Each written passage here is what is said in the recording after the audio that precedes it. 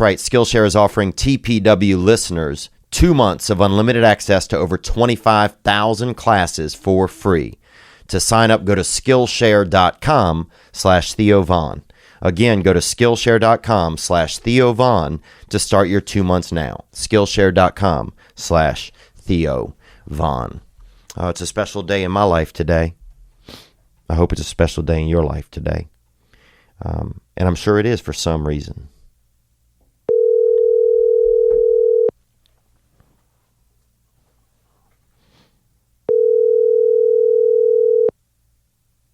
Hey, bro, what's happening? Not much, man. What you up to? Just getting ready to do a little bit of work. Sit down and watch a little TV, and that's about it. Put the kids upstairs. They relax and watch the TV in their bed. Oh, nice. Yeah. What's up with you? Not much, man. Just wanted to wish you happy birthday. I appreciate it. 42. Are you really? Yep. Wow. I know it. Dude, you've been alive, man. Yep. Life is over, dog. Dang, what are you going to do? Die? What you doing? Life is over. I don't know. Don't call an ambulance, dude. One of my buddies told me that a lot of gay men are driving ambulances to meet other men. How crazy is that? Yeah. Hey, I'll do it. Whatever it takes. Yeah. How was the birthday? Good? Yeah. We went to church this morning, and I've been basically watching a lot of football today, and Whittier came over. Oh, nice. That's good. The kids were here, and it was good. It was nice. Oh, yeah. Now I got to get back to work tomorrow, though. Yeah, Ashley sent me those pictures, man. It was pretty nice. Oh, yeah. Whittier came over. It went pretty good, you know. Oh, that's good. Anyway. Well, thanks for calling me on your birthday. Yeah, man. Dude, happy birthday, bro. You know I love you, man. I know you and I talk a lot, and I just want to let you know that I love you. You know, I think I'm proud of you, man. I'm so proud of you. I appreciate it. I love you, too. Jesse texted me, and he said, man, I felt bad when we left that, you know, we were all going home to our families, and Theo was getting on a slot machine at 11 a.m. I felt like maybe he was feeling lonely, or maybe he gets lonely. And I said, yeah, he probably does. I think he does sometimes. And he said, well, do y'all talk much? And I said, man, we talk sometimes multiple times in the day. I said, so we're actually, even though we're not around each other, you and I are really close, and he's one of my best friends. And it made him feel better because, you know, he had this vision of just always out there by yourself, you know. Yeah. Dang. It does sound sad when you see it like that. When you hear it like that. With that perspective, yes. But he wasn't aware of the actual information that you know that we talked almost every day. Yeah. Oh, yeah, totally. I mean, it's sweet that he cared. Yeah, it was really a nice sentiment. But it made me feel good to be able to say to him, hey, no, he's not alone. You know, he's got me. Yeah. It's pretty cool. Yeah, thanks, man. Yeah, I love having you, dude. Yeah. You know, I'm excited about, you know, you definitely make me... brothers. Yeah, it makes it easier when you got somebody. I know. I appreciate it, man. I appreciate you being there for me, you know. Yeah, dude, you're doing a great job, bro. So, one day we can trade off, too. Yeah. Hype man, that's the name of that guy. You need a hype man. Oh, we need that hype man, huh? Yeah, I was telling Ashley about it. She said, oh, you mean like a hype man? I said, I guess. That's a great name. So, anyway. Maybe I could get Ashley or Max to do it. Oh, that'd be awesome. He's not doing that. Yeah, Maxie would love it. Zeffy would, too. Max would be like, no, start it over. Let's start it over. I know. He would talk the whole thing. That was hilarious. He's something, man. Dude, we were playing football. He didn't know how it worked. I know it. That's how he likes to be loved, though, is for you to listen to him and make eye contact with him when he's rambling on about how things are going to go and all those little impromptu additions. Oh, that's funny. He loves that. He just loves you to listen to him and be involved in his head while he's putting it out there. Zippy likes affection and recognition I'm not sure what Stella likes a whole lot just yet, but I'll know pretty soon. Oh, that's cool. Right now, he likes mommy. Yeah. So, all right, bro. If you get a minute, shoot you a little text to Whitty or something. I'll call her. All right, I will, man. Happy birthday, bro. All right, bud. Thanks. Love you. All right, man. Love you too. Okay, bye. Bye-bye. That's my brother. And he was born today, a long time ago, and not that long ago. But you know, he and I's, our relationships become better over the years, and you know, it's yeah, it's just great. I'm just you know, I'm grateful. I really am, man. And that's one thing, you know, I'm just happy to feel some gratitude for a second. You know, I've just had a struggle feeling that kind of stuff recently, and just to just be on terms enough with my brother to call him on his birthday and let him know that I care about him. You know, and I just hope he knows, you know, how much I love him, you know, and how much how much of an inspiration he is to me. I think it's funny sometimes. I don't know if people can really tell what they mean to others. You know, it's like sometimes people will just, you know, people won't be able to tell. Like, you can never really fully kind of express to somebody how they affect you sometimes. Maybe you can. Maybe I just haven't tried that much. You know, maybe I haven't. Or maybe I have, you know. I don't know. Just kind of spitballing here, but I'm just I'm happy that my brother was born. Even though we weren't close for a long time, I'm happy that, you know, I got a surprise as I've gotten older, and that's been the gift of his, you know, pretty unconditional love, really. And he loves his kids, and he loves to just care. I don't know. He's just, he's a deep dude, man. That dude is, bruh.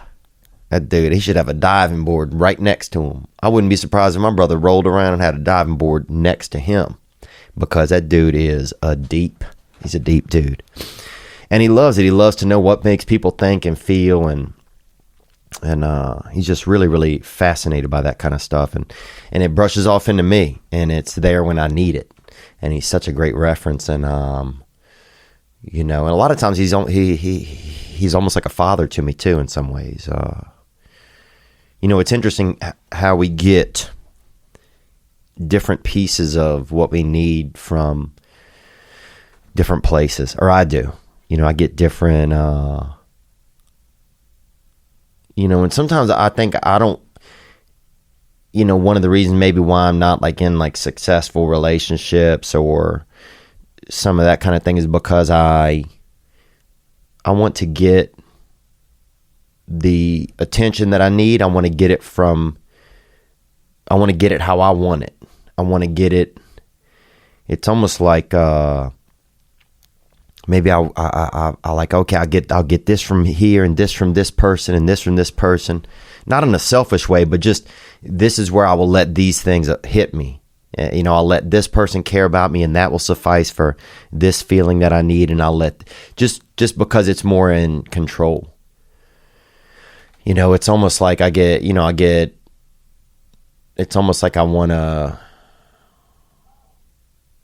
to control where I let affection into my life,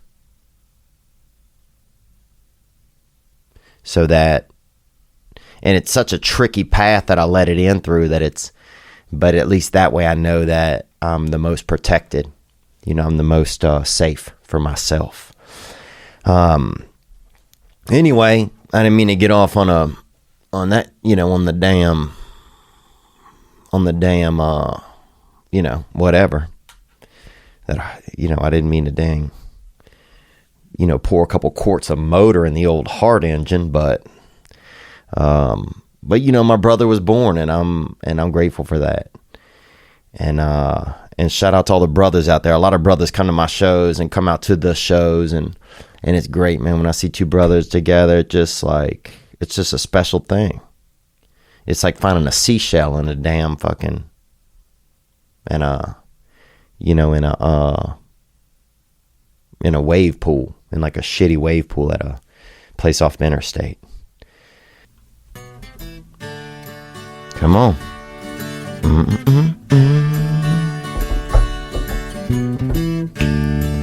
Let's celebrate. We're gonna do it.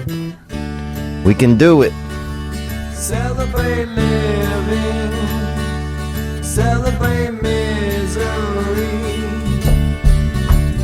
You know that soon we're gonna die. Let's have some fun while we all die. Celebrate dark days, Celebrate all your pains. Celebrate all your pains, baby.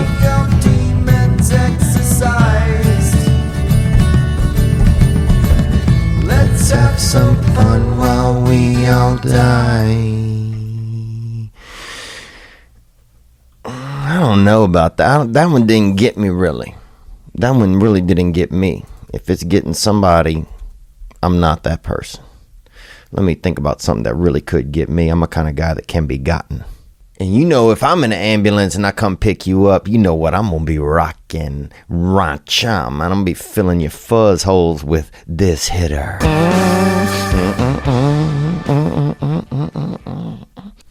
And there you go. And we are here. And we are alive. We are alive. And we are going to do our best.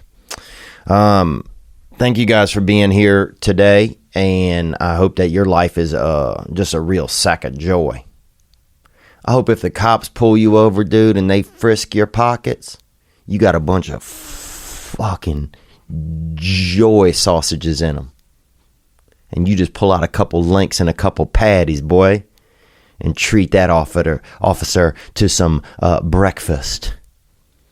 Because I hope you're just full of damn joy meats today, here in September 8, 2019. September 9 it will be when you hear this.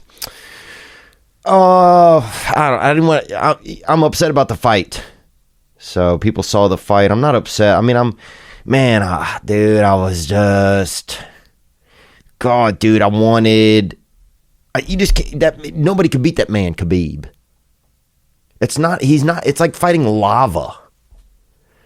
It's like fighting it's almost like Khabib is like one of those blankets you see on the internet where it's like, oh, you need this heavy blanket. Oh, you can't sleep here. Here's this heavy blanket. For $140, you can get this 30-pound blanket. Bitch, that ain't a blanket. That is a trap. That is a trap, dude. Somebody right now, people are like, oh yeah, they got the new blanket and they've been asleep for a month. Yeah, the baby's been resting for 2 weeks. The baby can't get out the bed because he's under a dang 30-pound blanket. And I just felt like, I don't know, man. Let's take a couple of calls about it. Some people came in, and you guys know that we're cheering for Dustin the Diamond Poirier, and he's that rare element. I mean, he should be on the periodic table. And I think one day he may be. Let's get into a couple of calls that came in on the hotline. As always, the hotline is 985-664-9503. Gang, gang, what up, Theo? I'm just sitting here heartbroken. I wonder how you're feeling right now. Dustin Poirier just took that loss. What are you feeling? Let us know, man. We're bummed out over here. Man, and I tell you this, we got so many calls expressing just people sharing their moods during the fight and what was going on. What my thoughts? I mean, the fight itself, I thought, look, first of all, I don't know anything about fighting, okay? I'm not going to pretend like I do. I don't know. You know, I think Dustin is a very neat person. And I think he's very dynamic as a human. And so I want to see him do well at whatever he's doing. You know, like my investment personally is in him as a human. He happens to be a fighter. He's a great fighter. I just think, you know, like Khabib or however is, he's like kind of like to me, it's not fight. I think it would be neat if they had to be on their feet for half the round and they could then the rest. There's only a certain amount of time they could be on the ground. Now I'm not, and I told Brendan Schaub that, and he goes, "Well, that's not the sport," and that you may be right. But for me as a viewer, I'd like to see a little bit, because I want to see both of them be able to do some of the stuff that I really, you know, that I like to watch them do. I like to see the action at different levels. So, you know, that should kind of bum me out, because Khabib is fucking boring. The shit is boring, dude. It's like watching somebody lose their house to some lava. Takes, you know, 19 minutes or whatever, and it's fucking boring. So, yeah. I mean, go watch lava, dude. Get on the internet. They got a bunch of lava flows. Dude, I used to watch flow. Man, you could be on a 3-hour YouTube of a flow, bruh.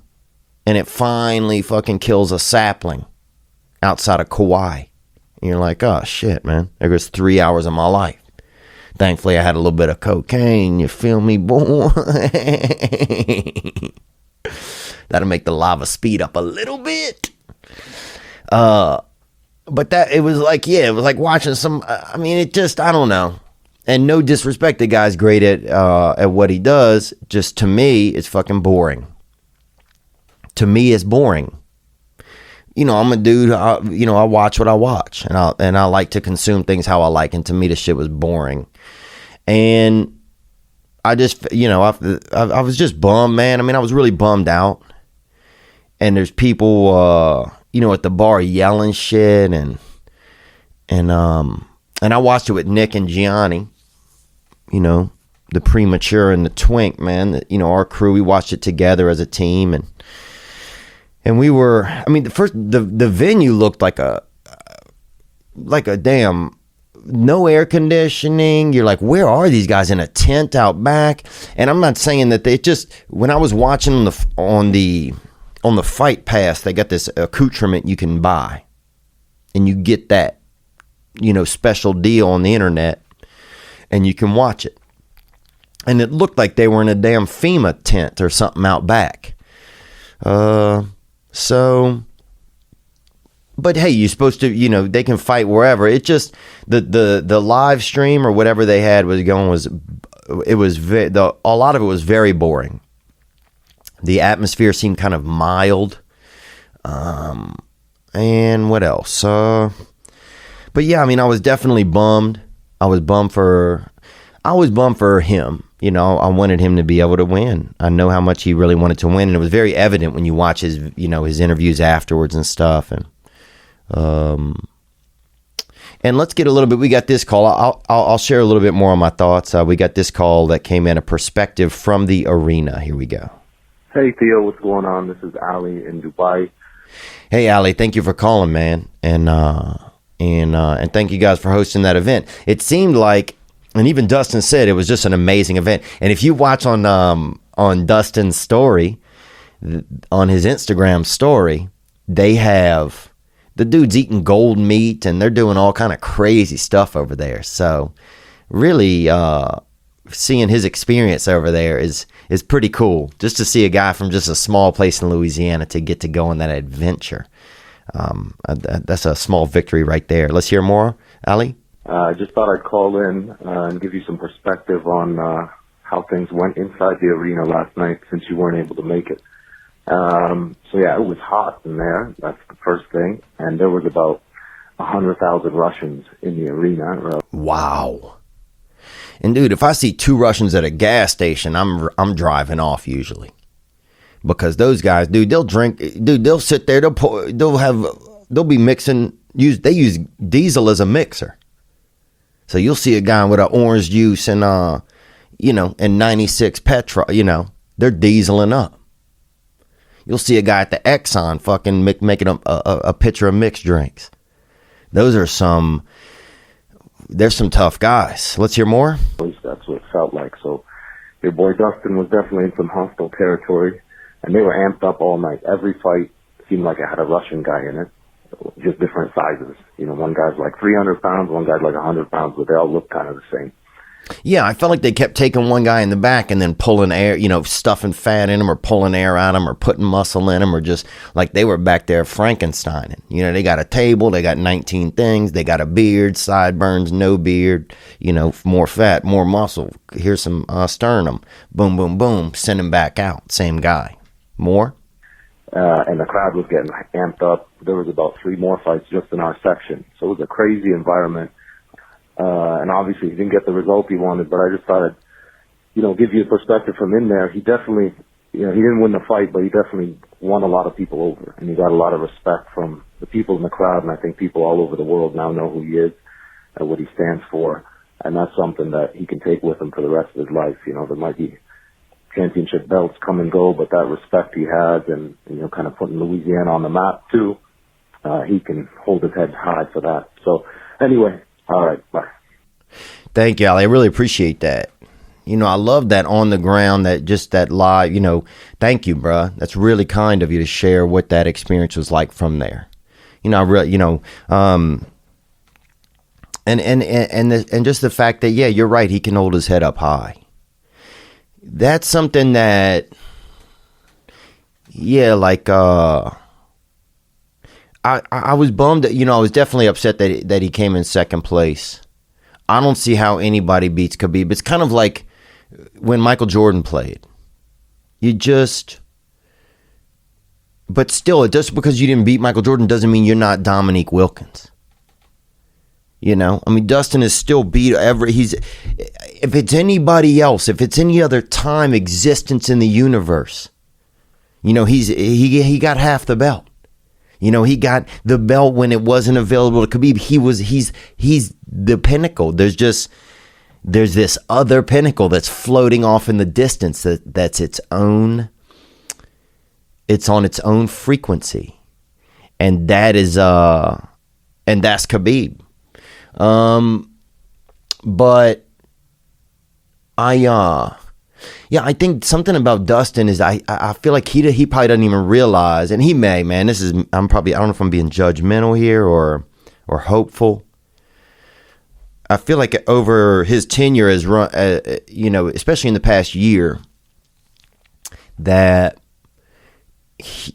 through fighting and through UFC, he has shown who he is as a person. And a lot of people, even if they have a great vehicle in their life that allows them to achieve dreams or goals, aspirations, rarely does also who they are, which is the bigger victory of them being just a you know, a good person, of them fighting the good fight. I mean, that's what his foundation is called, but yeah, fighting the good fight. I think a lot of people realized, oh, I'm a fan of this guy because of who he is. Yes, he's a fighter, but I think he's like a hero to a lot of people. And I know it's a kind of a wild word, but yeah, I mean, I guess he's definitely an inspiration. And so I think, yeah, it's like, I just hope that I think that he kind of transcended the sport a little bit, in the sense that he has gotten, that people see him as a communicator and as a interpreter for good in the world. And that, you know, I don't know. I just, you know, few athletes get to do that. Few people in their genres of entertainment or of competition get to do that, where you also see their heart, you see who they are. And then that becomes, like, I could see Dustin being a mayor or a governor even. Like, I think he just has this, you know, he has this relentless drive that is going to bring him success in anything he does. But I just, you know, I don't know. Here I am, like, fuck, dude. I sound like, I don't even know. I just think he's such an inspiration to a lot of people. And yeah, he had the belt. He'll have the belt. He might get different belts, but I think he's in this bigger competition. I think where people see, oh, that guy. A lot of fighters, they come and go, but this guy can stay forever if he wants to, as a leader of people. And I just hope he sees that. I hope he sees, because I hope he sees what we can all see. That he's in this bigger competition of inspiring people, that and of kind of like of competing on a higher level, of a human level, that I think that we all want to be in the ring. We all want to be in that ring. I don't know if that makes sense, but anyhow, man, but thanks for that, man. That's really nice of you to send in that perspective and just to have us get an idea of what it was like in there. Yeah, I can't imagine being in there. But I thought it was great, man. It was fun to watch him get out there and perform. It was fun to watch him. To me, it all seemed like a performance, too. But it was very fun to see the excitement in there, and people just, all the crazy beards, and everybody looking like they got pubic hair on them. Everybody's cheeks look like a set of nuts up in there. And they got a damn, everybody's wrapped up in the turbans. What were the concessions like? That's what I would love to know, that, what the concessions were like in there. Like at the concession stand, like, do they have a Pepsi? Do they have a Dynamite? What what's for sale? I want to let you know this. It's a new season. Antonio Brown is he's on the Patriots now. Can you believe that? Makes you hate him and respect him at the same time. Le'Veon Bell is with the Jets. Odell Beckham is in Cleveland. The season has started. There's so many new great players. Mahomes blew it up. The one thing that hasn't changed is where I'm putting my money down on all the games. MyBookie is the place to bet on football every weekend. MyBookie has better bonuses and more prop bets than any other sports book, period. This year, they're hosting the first online handicapping super contest. And first place in that deal is to win at least $100,000, and it only costs $100 to enter. So that's that chance for that $100. All you have to do is pick 5 NFL games against the spread every week to climb the leaderboard and score your share of the huge cash prize pool. MyBookie also has live in-game betting on every NFL game. They've got the most rewarding player perks in the business. And for you fantasy guys out there, you can even bet the over-under on how many fantasy points a player will score each game. Use promo code PAST to activate an offer where you get up to $1,000 first deposit bonus. So you can double your first deposit. You put in $1,000, they'll match. That's right. Use promo code PAST to activate the offer. Visit MyBookie online today. That's MyBookie. And don't forget to use promo code PAST when creating your account to claim the bonus. Bet, win, get paid. Yeah, I think Dustin Poirier fights, when I was young, I've said this before, I think, but I couldn't, I was afraid to defend myself. Nobody taught me how to defend myself. And my brother, who is, he's really a lighthouse in my life now, but we didn't have any, we didn't have that. We didn't have the ability to defend ourselves. We didn't even have the confidence to try and defend ourselves. And we grew up in a place and it was a little scary, and it made things tough. But the thing that gets me, I think that I feel like Dustin Poirier fights for people that can't fight for themselves. I feel like he's part of this bigger fight. And that's the thing that I see about him that, that I hope that he recognizes about himself. He's inspirational. He loves his family. He's connected, to a higher power, and he's fighting the good fight. He's fighting the good fight, and in today's environment, especially with athletes, you see these other guys, egomaniacs, and they don't want to do this and they don't want to do that. And Dustin they sent him out there to the desert, man. What are they, And he took it like a man and said, "I'll go." That's the next part of my life. That's the next moment. And I think if he chooses to continue, I think he'll have many more opportunities. But I hope he will. I'd love to see him whoop a couple more fellas' ass out there. But I'm a fan for life, man. I'm a fan. Look, if that dude decided to run for mayor, or if he decided to if he decided to do a cooking show, or if he just decided to start a damn pressure washing business, I'm in. I'm in, dude. I bought in. I ain't got no jewelry, bro, but I'll lay a little bit of money on the diamond, bro. I'll invest in a diamond right there. But thank you guys for those calls, man. As always, the hotline 985-664-9503. Some tour dates are coming back on the books, and I don't know what those are. Those are some of the October dates, and I will announce those on social media this week. So that's cool. I appreciate you guys' patience with that. And some of them may be the exact date that was already there, so they won't change. So scheduling, sometimes, things happen, this and that, and that's where we are. All right. Let's get into a little bit more of this episode here, And those ambulances, dude, I bet they're circling the block right now because I'm looking fresh today. You ever get that vibe? You leaving out the house? Some days, this happens to me about probably once every maybe 2 or 3 weeks. I leave the house and I'm like, damn, look out, ladies. Because they got a real beautiful bitch hitting the streets today. And I'll go right up and say, hey, madam. I'll say something right to a girl then. Oh, hey, hey, Barb.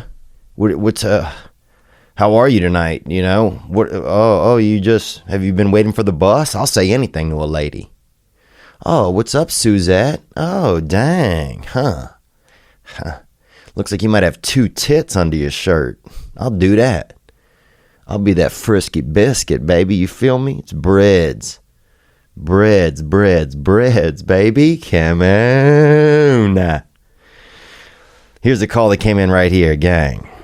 Hey, Theo, this is Dalton in Texas, and you had a gentleman call in who said he's a machinist and a gunsmith, and he was going through some pretty hard stuff. I was just watching him in my truck. I stopped the video just so I could call. I'm calling because I've been there.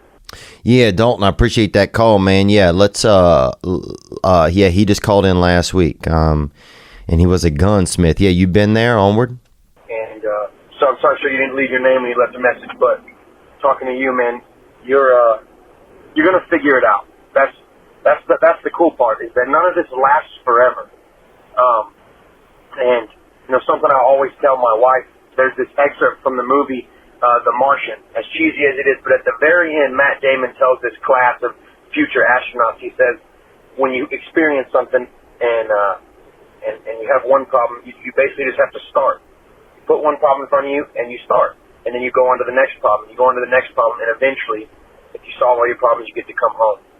And it's as cheesy as it is, I try to apply that to everything because, like Theo says, if you don't start taking action, if you don't start putting one step in front of the other, nothing's going to come to fruition.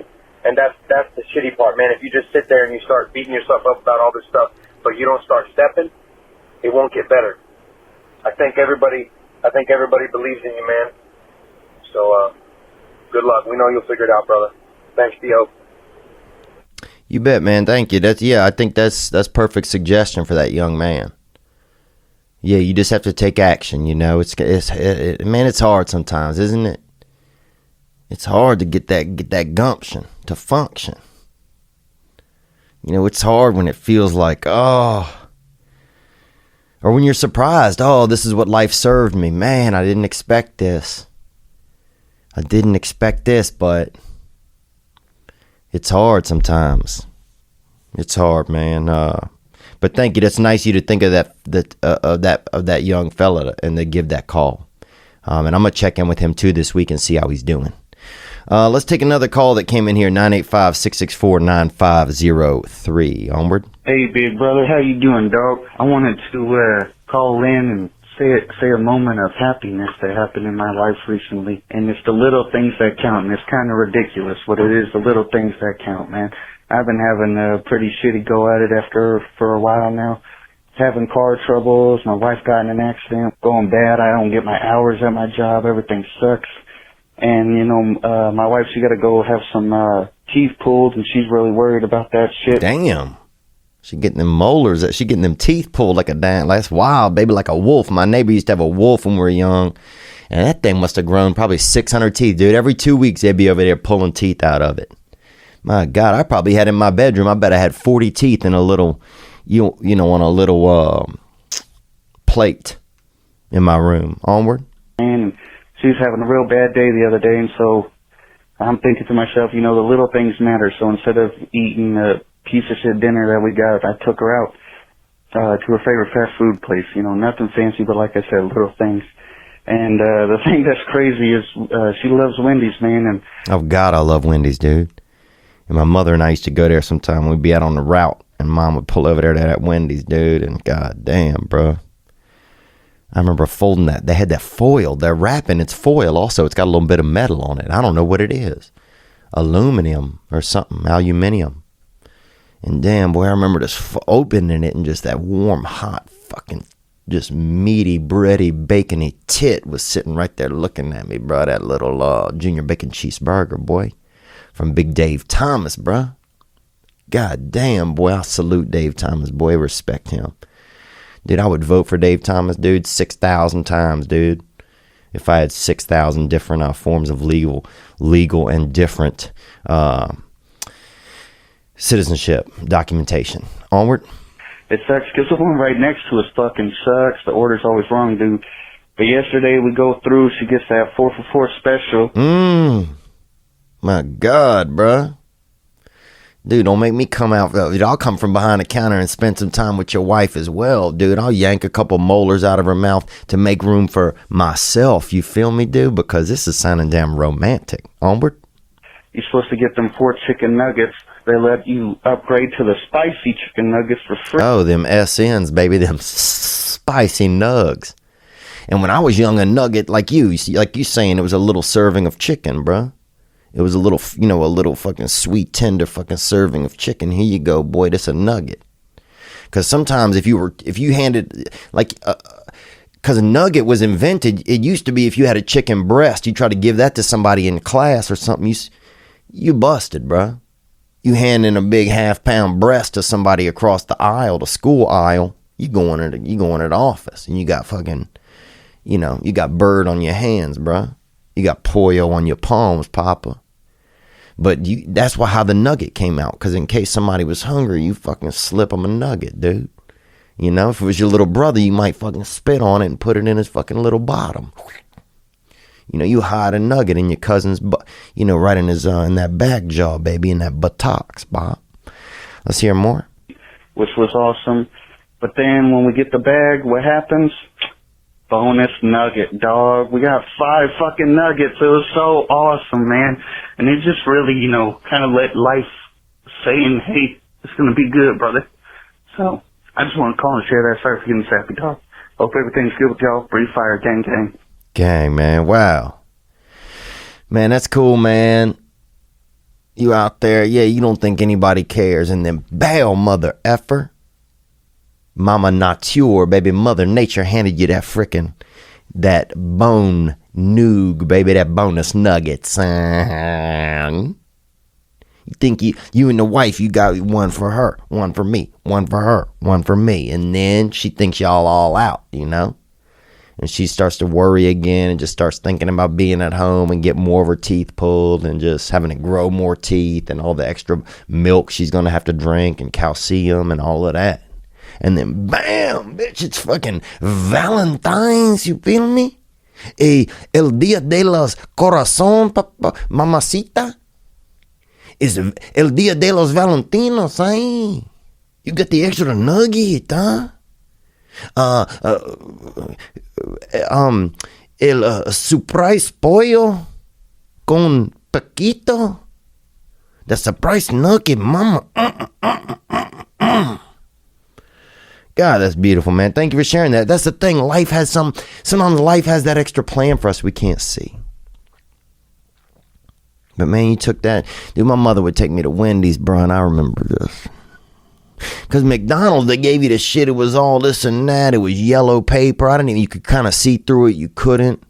Looked like it might have had like a carbon or something in it. But, dude, when you got that Wendy's burger, and it looked like it was from NASA. Remember that? It looked like a little astronaut. Like, who's in here? Fucking Buzz Aldrin? That's what I'm saying. It was beautiful back then. It was beautiful back then. I'm going to tell you this. If you like sex, dude, if you like full sex, and some people, a lot of times these days, you tell your lady, hey, go lay in there. I'll run in the room real quick, blast her bait and scoot out. And that's sex. That's how, because people are kind of disconnected at times. But some people like full on old interactive sex, touching each other's bodies and being active and doing action. Well, BlueChew offers men a performance enhancement for the bedroom. Wouldn't you like to last longer and go extra rounds with your little bad bambina, huh? Your little malo mamacita? I wouldn't. If I'm doing sex, I like to do one round pretty quickly. But at BlueChew.com, you can get the first chewables with the same active ingredients as Viagra and Cialis. So you can get them dick hitters, you feel me? Because I used to get those ones from India, from the Far East, them Pakistani little poppers. And you take one of those, make your legs sweat, can't even keep a pair of shorts on, bro. You start getting slick. My legs would get so sweaty, dude, I couldn't barely even, and my ass cheeks, I couldn't feel them anymore. But your wiener would be hard up. Bro, your wiener could spin a ball on its nose. It was just, God was looking out for you. But it only takes a few minutes to connect with a BlueChew.com affiliated physician. And if you qualify, you get prescribed online quickly. No in-person doctor visit, no awkward conversation, no waiting in line at a pharmacy. This ships directly to your door. Ding dong. Oh, it's somebody for my ding dong. You feel me? Somebody's at the buzzer for my buzzer. It only takes a few minutes to connect with a BlueChew affiliated physician. BlueChew gives you confidence in bed every time, even if you don't even have anybody at the house. Take a couple pills, you know what I'm saying? Do something different. Plank. Find a whole new way to plank, hands free. You feel me? Do something wild. Teach the cat something. You feel me? Do something natural. BlueChew gives you confidence in bed. You and your partner will love it. Here's a great deal for you guys. Visit BlueChew.com and get your first order free when you use promo code THEO. Just pay shipping. That's BlueChew.com, promo code Theo. And that's crazy, man. Dude, I remember when I was young, somebody fucked up at the post office and they sent us a bunch of plastic wrap. And I don't know how they sent us like 144 rolls of plastic wrap, like big industrial. Somebody fucked up. And dude, we had a blast. We wrapped each other up so much in that shit. We didn't even see my sister for probably about, I bet, almost 40 hours. Dude, we wrapped her in there deep. She couldn't even hear the phone ring when people would call in the house. That's how far in she was. She was in there. And we wrapped her and wrapped her and wrapped her. And she was like, it was hard as a damn golf ball. You could knock on it. And she had a good sense of humor. She'd be in there like, coming. I'll be right there. And she would probably 3 feet from, it was just fascinating. So you just never know what's going to be, what's right around the corner for yourself. You don't know that. And I don't know it. I don't know shit.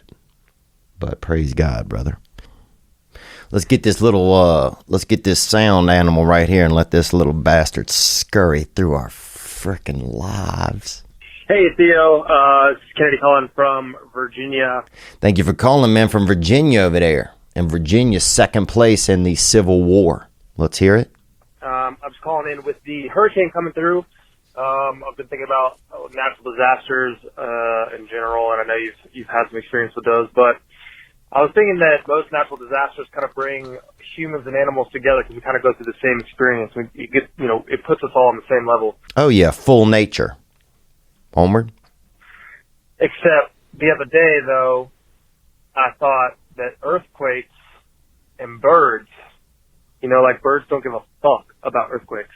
Well, yeah, if something happens to the Earth, birds go on.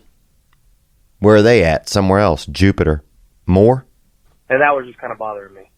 So, I don't know what your thoughts are, but maybe if you wanted to touch base on that and get that here. I like your attitude, brother. Birds and earthquakes, I'm not shocked. Birds are sky animals. So there's only a couple animals that can do that kind of stuff, and that's birds. So I'm not surprised that they don't care about earthquakes. Now, fires, they'll get a little pissed, bruh, because their eggs will get grilled out. And if you came home and your whole family is suddenly, what is it called?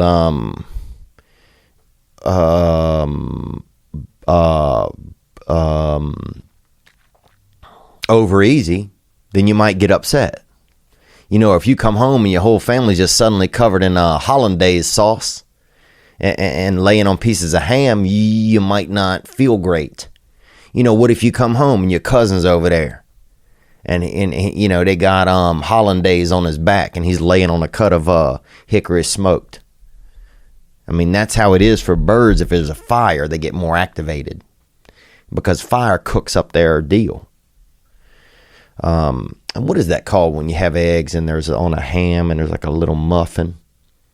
God, what is that? It's beautiful. What is that? Oh, I love it when I'm at breakfast and I get that sometimes. I don't get it a lot. I don't get it that often. But every now and then, I read it though. When I see it on the menu, I'll be like, I'd love to have it, but I'm not gonna. It seemed like something you get if you just won a prize or something. Then you can get that. But if you're just kind of, not winning prizes and just kind of living life and then I feel like you don't get it. And so that's kind of what I do. I don't get it, but I read it. I look around, I ask anybody else if they're going to get it too. I say, are you going to get it, Mom? Or you, hey, cuz, are you getting that or what? Boy, look at that beautiful treat. And what is it? It's like they got a little ham kind of medallion, couple medallions of pork right there. And then they got they put an egg on it. And god damn, that egg looks like it looks like a damn just a little tit, bruh. Looks like a little protein titty, and they just set it right on there, and then they put a hollandaise on that thing, bruh. And that strong hollandaise too, like somebody just took Holland off of like somebody just took Holland off of a globe and just squeezed it out right onto that little stack you got going. What is that? Let me Google it real quick, because that thing is a damn tasty hitter, bruh. You put that thing in your mouth, and your fucking mouth turns into it wants more, bruh. Your mouth will start to ovulate. You feel me? My cheeks, bro. Another egg will drop in. I'll feel something dropping in my throat. Like, damn, what was that? I'm getting fallopian in here. This shit has got me activated. You take one bite of that, my pH balance changes. I smell like I've been playing basketball, dude. That's how good that breakfast treat is. That thing will make you put on and it looks like if you read on the menu, you're like, oh, who eats this? Maybe someone who's like a captain in a war or something. Or somebody like a woman with like a big hat. Or somebody that's crying or something a lot. Let me see. Eggs, sauce, meat, ham medallion. And it's on a bread. Sometimes it's on a biscuit or and you put it on like a cut of bread. Fuck. Jesus, man. Ah! Sorry, that's on. You put it on bread. Egg sauce, ham medallion on bread. What is that? shit. Oh, I misspelled sauce.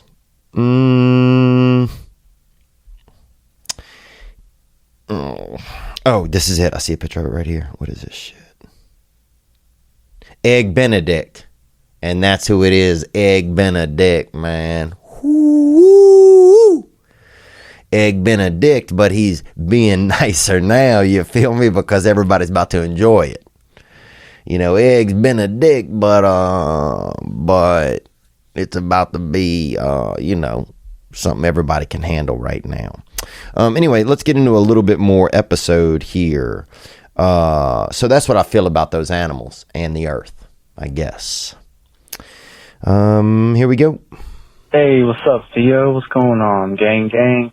Gang, gang, brother. Thank you for calling, man. You got a decent voice right there. I like hearing somebody's voice sometimes. Because a voice is just a handshake that fucking, that's in your ears. That's all that is, bro. You got me there. Dude, I thought this the other day. My niece was saying, what is mail?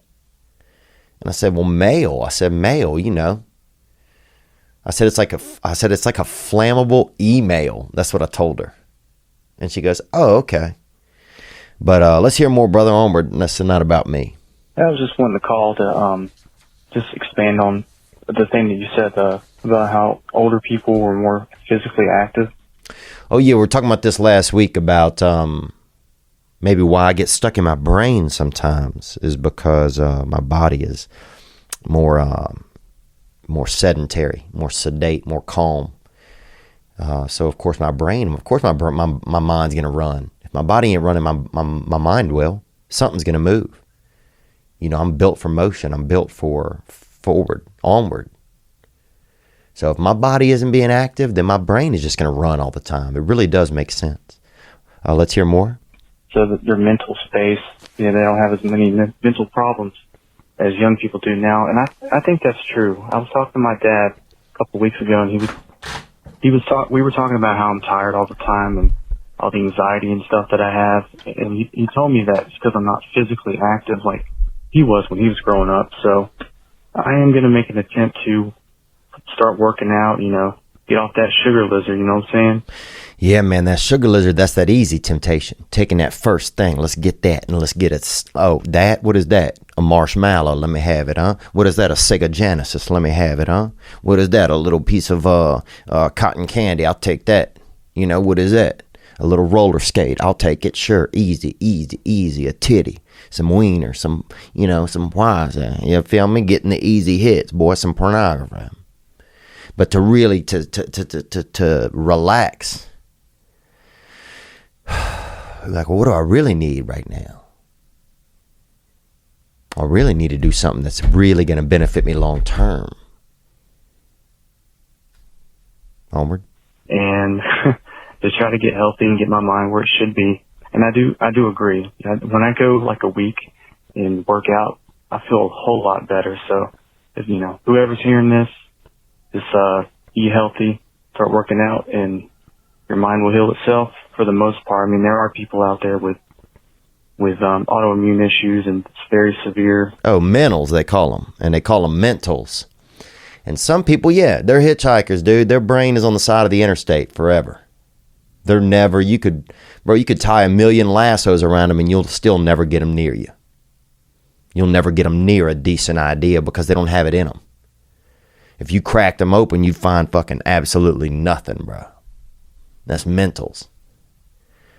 But there's a lot of people that have different, but there's a lot of people that are capable. And we're capable, man. And you can do it. And you can do it, man. You're not going to be out there. But yeah, we got to stay active, man. It just does help us. It does help us, man. And that's the thing that I see, like, a lot of times, man, I'll say this, like, about, I think inspiration, where does that, you got to have things that inspire you to stay active. But yeah, we're mind animals. We've turned into some real mind babies. And I don't know if it's helping us that much. That's automation. We don't have to do as much. Even little things, they all add up throughout the day. Thanks for calling in. Let me tell you this here. When you're selling online, getting orders out can be a real pain. time consuming, expensive. There's so many carriers to choose from. Who do you use? UPS, everyone else. Who cares, dude? How do you know you're making the best choice? Well, ShipStation is here to help. It's the fastest, easiest, and most affordable way to manage and ship your orders. ShipStation helps. We got a new shirt that we're going to be doing, Bayou Belt Boys. And it's to be, it's going to raise money for the Good Fight Foundation, which is Dustin Poirier's charity over there. And so we're going to sell those shirts as a dope thing designed by this gentleman, Brian Johnson. And it says Bayou Belt Boys. And it's got Dustin with his UFC strap. And it's got me with that TFA TK guest of the year right there. And so, and that's one thing I think that's just a testament to, Dustin inspires people to want to do things maybe they weren't going to do. And it might be I'm at the gym and I'm thinking, fuck, man, I don't want to do this. But I think, oh, man, paid in full, diamond up, so anything that inspires you, be like Mike, just do it. Anything that just gets you through that, over that next little hurdle, or makes you try new things, man, like raising money, and doing something good. But anyway, ShipStation can help us get those out. ShipStation helps you get orders out quickly and keep your customers happy, no matter where you're selling.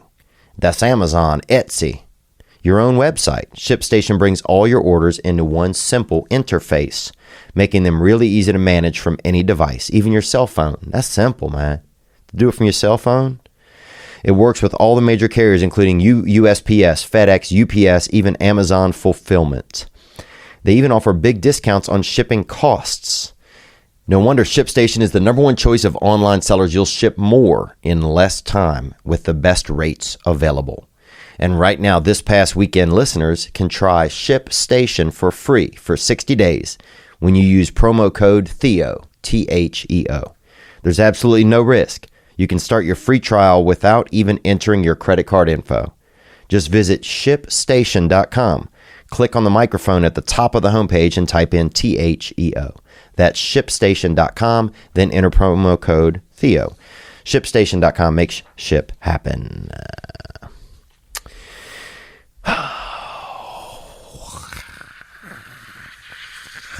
What else is going on? I went and saw this movie called Once Upon a Time in Hollywood. And I left. An hour and 40 minutes in, I left out, or an hour and 60 minutes. I think maybe an hour and 65 minutes in or something. I left out. And I didn't think it would just, there wasn't enough story for me. There wasn't enough, and maybe something's wrong with me, but I didn't like it. I thought it was a waste of time. I thought it was a waste of, it was too, ambidextrous, I thought. Had too many hands in the pudding. So, one thing I thought was interesting in it, watching Brad Pitt walk. Usually, I haven't seen him walk in a while, since I'd held that damn door for him a few years ago, actually, over there on Fox Lot. But watching him walk, and you see his giddy up, he's got a little kind of a hitch in his giddy up. And I thought that was just interesting to see that man walk around. He looked a little older than I remember him looking, and that made me a little sad, kind of, because we're all, we're falling apart, dude. That's why maybe Brad needs to get some fake tits, you feel me? You know what I'm saying? If you want to be right, get right. And what else did I like about it? Leonardo's character was okay. It just, at some points I was definitely locked in, and then some points it was, I don't know, because they were acting within acting. So it's like he's acting like two different characters then. He's himself, he's the character, and then he's the character when he's in the scenes that the character he's portraying is playing. So, I don't know, that shit just lost me a little. I like some of the old costumes. I wish they'd honestly had a little bit more sexual in it. They had some ladies, I wouldn't mind seeing even a blurry tit. You know what I'm saying? I'll take a pixelated titty, honestly. And maybe I'm just getting, keyed up because it's winter and people, it's winter. You start thinking about sex really because you want to survive. And if you don't survive, you want something to survive. So you want to seed out. You want to seed out and get a woman, bellied up so something else can live. Actually, that's a question that came in here. Patreon from Cigar Ja, Jha. Theo, as we approach fall, do you feel like people's moods change in anticipation for winter? I live in the Midwest and I can definitely notice it. Curious of your perspective on the West Coast. Yeah, I think it does. I like it. We don't get it here. Here, there's nothing. We got an advisory in our cars now that comes through if there's going to be wind. I got a wind advisory in California yesterday. Do you know how much wind there was?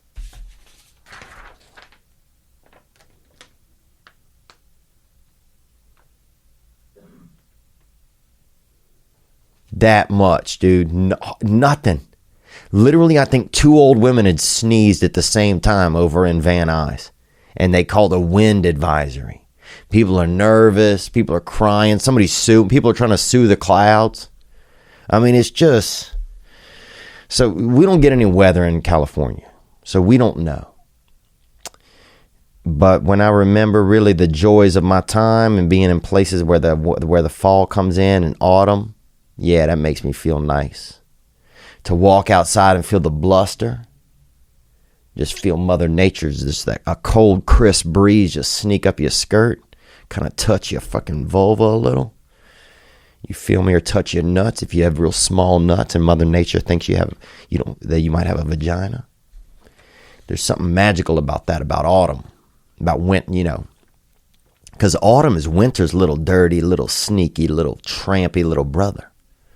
And he's, just thotting around, just chewing gum and just getting into anybody's car. Even if it's not an Uber. Just any strong man that's driving around. Autumn will jump in the back seat and just say, oh, drive me. Oh, yeah, I'm going. I'll go somewhere. Where are you going? Hey, my name's Troy. My name's Tony. My name's Ari. My name's, Avita Zane, baby. So a lot of men out there being wild and shit. What are we talking about, dude? What the fuck are we even talking about, man? Shit is getting wild. Oh, anticipation for winter. Yes, you see a lot of people anticipating winter. And I wish that calendars were trickier. A lot of calendars, they let you know immediately. Oh, it's, oh, yeah. September, winter's coming. September, October. I wish they had they mixed it up. You're out at the beach. You got 3 nights at the beach. But the third night is, or the second night is like the first of the next month, and bam, you don't even know it. You wake up in the morning and they got fucking 40 inches of snow out there on top of your sandcastle, and little Benjamin's out there fucking boogie boarding in 60 feet of frozen waves. So I wish Mother Nature had a little more trickery in her bag. But it could happen. You never know. And that's the thing about Mama Nature. That bitch is legit. Oh, so that's how I feel about that. Marissa Bruno, do you have any tattoos or do you want any? Opinions on tattoos? I like tattoos. I like a pale woman with some tats on her. That's what I like to see. Make my dick real fancy. Make my dick feel like thinking about something. Or make my body erect. Make my blood just start looking for the end of my wiener. And that's how I feel about tattoos, man. And my nuts will get hard. I'm at that age where my nuts get hard as well still. I'm fired up. Dude, when I was young, if I got erect, my whole body. They couldn't even do anything. I couldn't move for probably 4 hours if I got real hardened out. Everything, man. I was hard as hell. Even my tongue just... When you young and you got that virality, that erection, boy. All your blood trying to get out of your body at once, but through places, through unique areas, bruh. All your blood is just cul-de-sacing, in your wiener skin. My heavens, that was a wild time. Being young, dude, and my nuts would get erect and hard. Dude, you could knock on my nuts, bruh, and nobody would answer, dude, because that's not a door, that's nuts, baby. And that's how my body was, dude. I would get just so hard that I would, if I was getting erect, if I noticed it coming on, I'd put one of my hands up like this, so I'd be at least kind of hardened in like a waving position. Dude, some of them I'd just get like this. They'd put me in the yard, and birds would land on me. Be like, dang, is he a scarecrow? Birds stopping by. Be like, man, that boy's just feeling the fires of his loins. That boy's got a 6-alarm fire down near his ass, boy, in his nuts and in his root. But what was the question? Tattoos. Anyway, all right, let's take another call. I know we got a lot of ads today, man. I'm grateful for it. I'm grateful for it. I got a question for you. Which of my online searches does the government have a right to know about? Do you think it's how long can this uncooked bacon sit in my refrigerator? Do you think it's what does the word discursion mean? Or do you think it's how deep are my nuts? The answer? None of the above. If you have ExpressVPN. Without ExpressVPN's protection, though, hackers, governments, ad companies, and ISPs all have full access to your data. That's right. I don't want them using my web history or video searches against me. Actually, I'd love to see them play some of those video searches in a court of law. Boy, everybody in there would really be thinking about sex, probably. But that's why I use ExpressVPN every time I go online. ExpressVPN encrypts and reroutes your web traffic to any number of countries, keeping you safer and secure. Simply download the ExpressVPN app, click to connect, and boom, you're protected. ExpressVPN is the fastest VPN I've tried, and it costs less than $7 per month and comes with a 30-day money-back guarantee. Protect your online activity today and find out how you can get 3 months free at expressvpn.com/THEO. That's expressvpn.com/THEO for 3 months free with a 1-year package. Protect yourself. Protect your search history. Visit expressvpn.com/Theo to learn more. Let's take another call right here. Here we go. Hey, what's up, Theo? This is Francisco from New Jersey. I have What's up, Francisco? Thank you for calling, and I'll let you know this week if those those Sayersville shows are going to be back on the map or what's going to happen. I'll let you guys know on social media. Onward. Issue that just recently, happened to me recently. It was with a girl. We were like hanging out for, about like 2.5 months. I thought everything was going pretty good. And then all of a sudden that, she like basically just cut me off, without any rhyme or reason and just left it. Okay. So you guys, everything was real tidy and then, suddenly everything was unkempt and she just disappeared on you. I hope she's okay.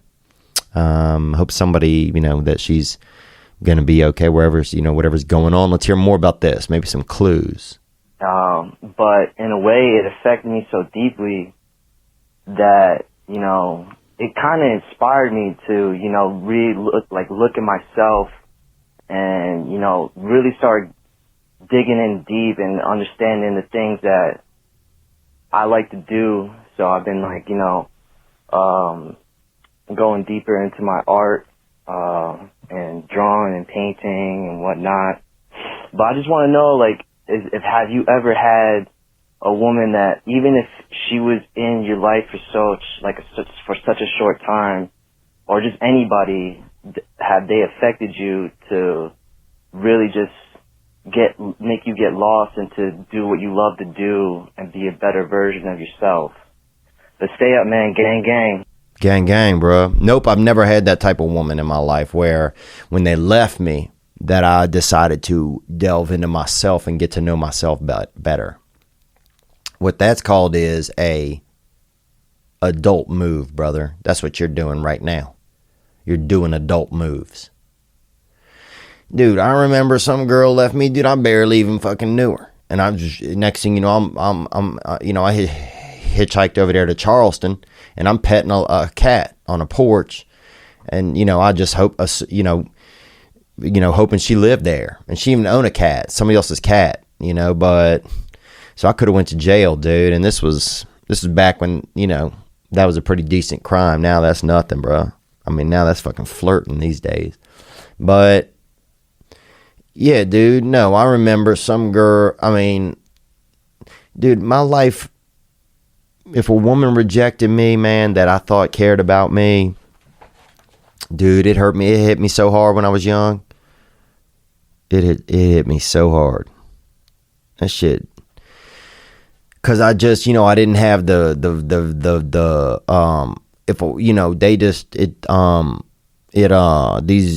bitches, boy, no, a woman that, I had never had a good connection with the woman. I put women on such a pedestal that,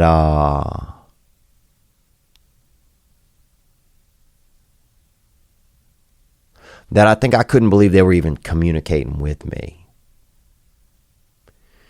So when one would,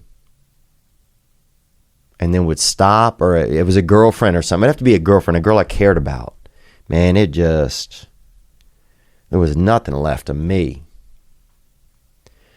It just reinforced all these weird ideas or connections that I'd had with women where I just, I think it went back to being a child and just, my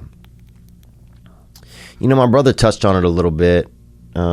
Just that, you have to find a way to, I guess, to connect with your children if possible, unless they're supposed to be killers or something, or serial killers.